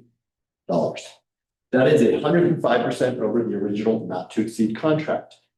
Two specific concerns for the record. First, change order 4 and change order 5 carry identical descriptions in the document you were given. Mobilization and final inspection. They are dated 6 days apart, April 24th and April 30th, same dollar amount. I do not understand from the packet why this work could not have been a single change order, and I see no explanation in the staff report.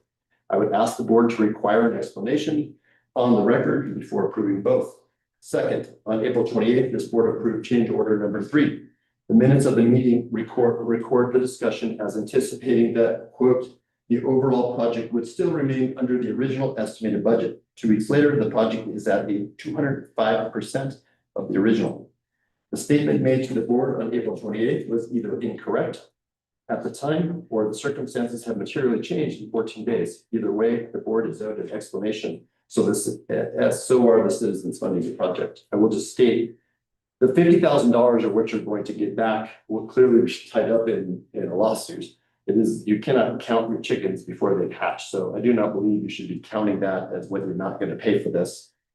And I'll just finish with this kind of cost overrun in a town with a functioning finance committee posting minutes, agendas, and review logs would already have produced a written analysis, but there are none. The board is being asked to approve 200,000 in inspection or 10,000 inspection services with no independent financial review on public record. Thank you. Anyone else?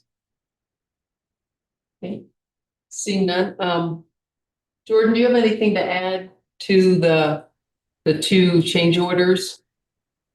Yes, I do, actually. So the first one was the contractor called for a final inspection to be on a Sunday, which was a little bit oblivious to us. It was kind of relayed in email, but it wasn't. So they had reached out independently to our inspector to go up there.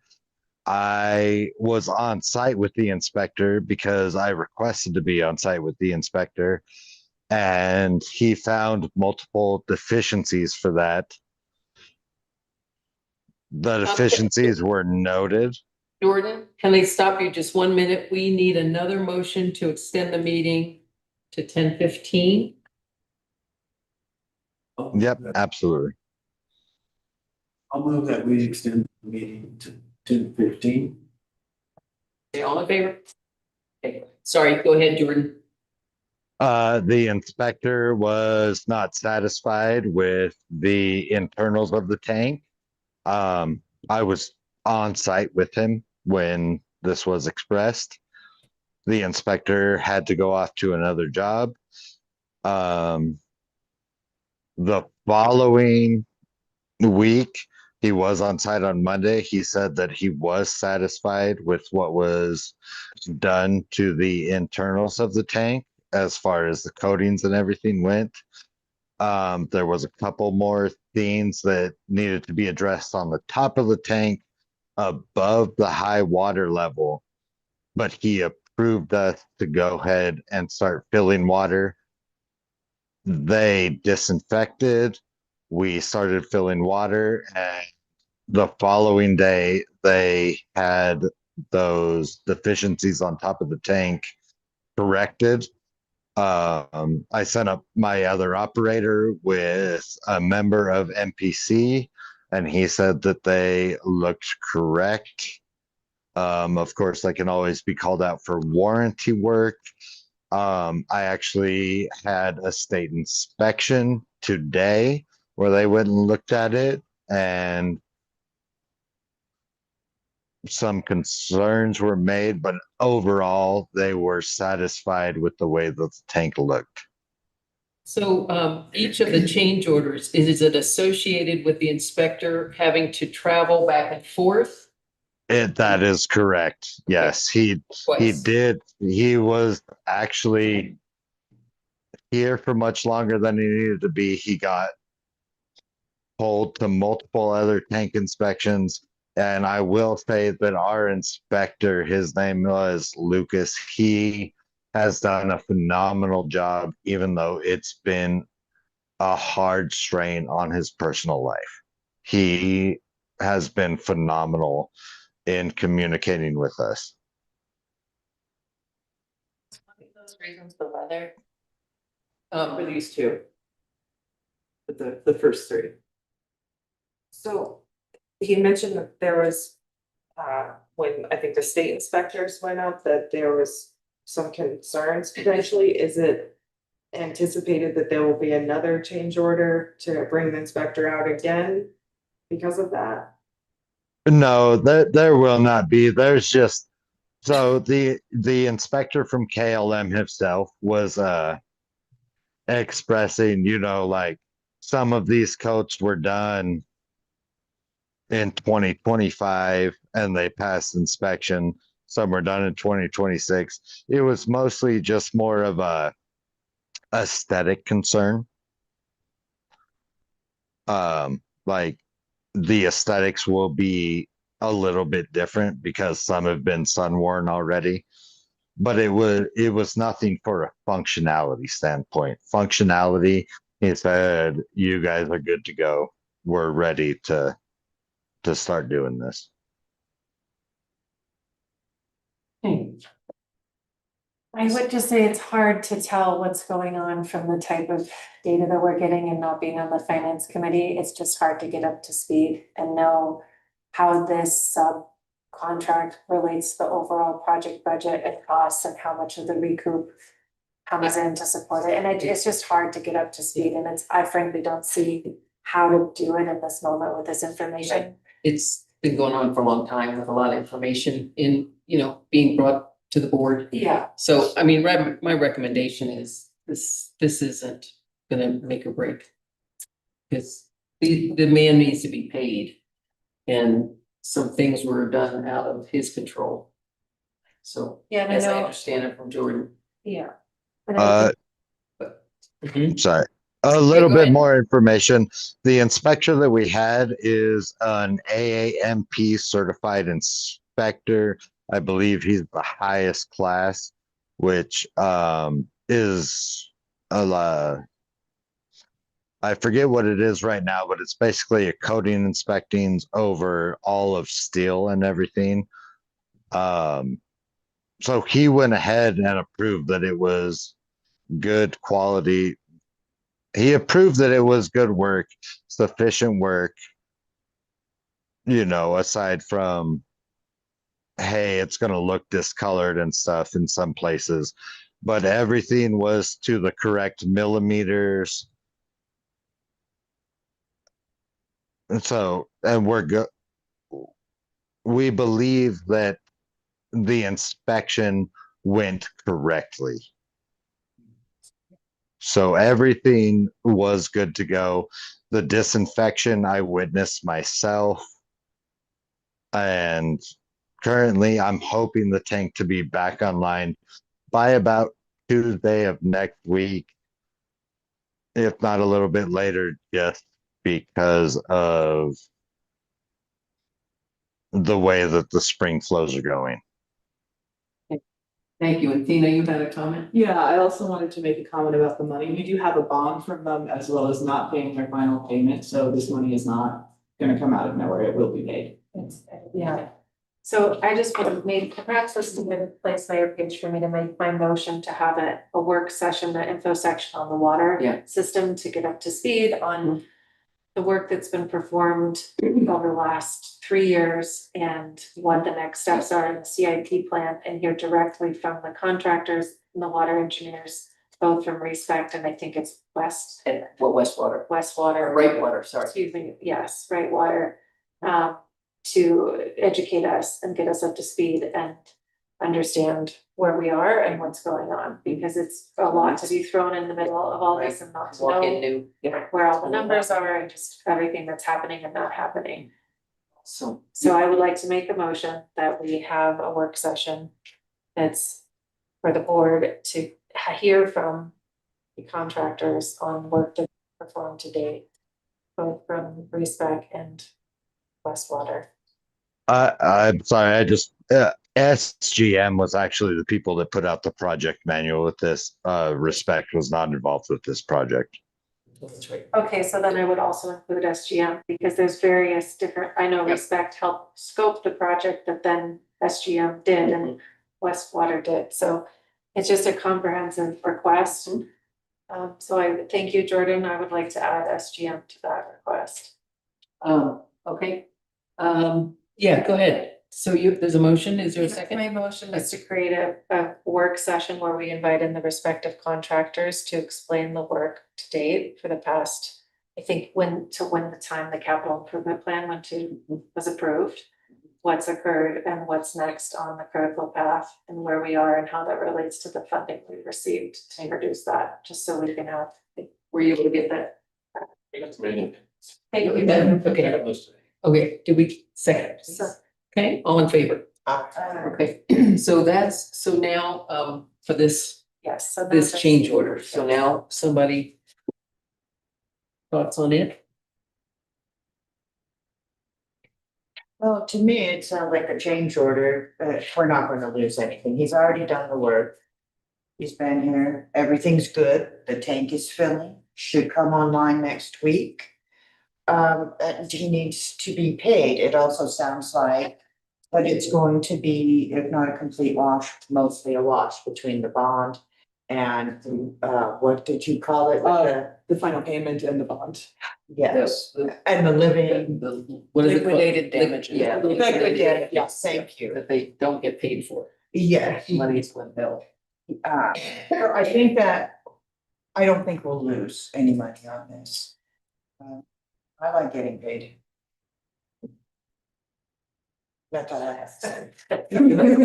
Would you like to make a motion? I would like to make a motion to approve the KLM change orders 4 and 5. Oh, gosh.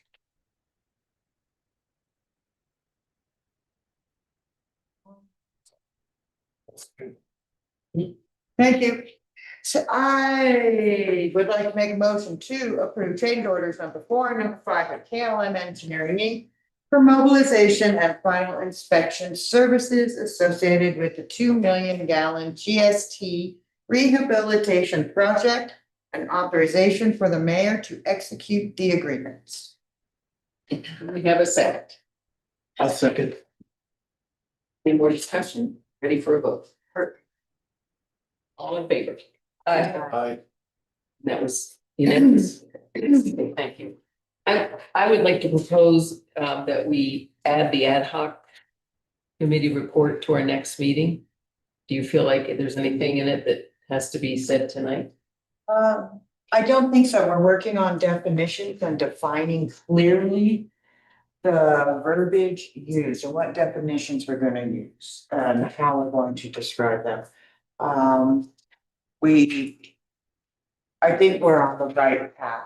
There's a lot of public information, a lot of public involvement, which is fantastic. And I think that we will be able to get this sorted out. I don't feel myself that there's anything we need to address tonight. It seems more, we're letting everyone know where we are in this process now. It was a great report by Scott Pratt. Yeah, it was a good session. I think we're hashing out some guidelines. Okay, thank you. And one last thing that when we do the disbursements, we instituted a best practice 2 years ago because we sign the checks and mail them out after the meeting. But the minutes haven't been approved where the disbursements were approved at this meeting. This is a signatory line to just indicate that the trustees approved the disbursements tonight. So we can sign checks and get them out. And then as soon as you all sign, you see a line there. I will adjourn the meeting. Are you gonna do a mayor's report? Once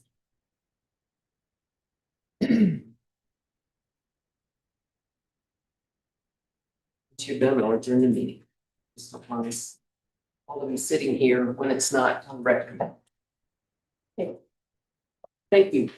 Now I will adjourn the meeting and we meet maybe 10 minutes in time. Okay, thank you, everyone.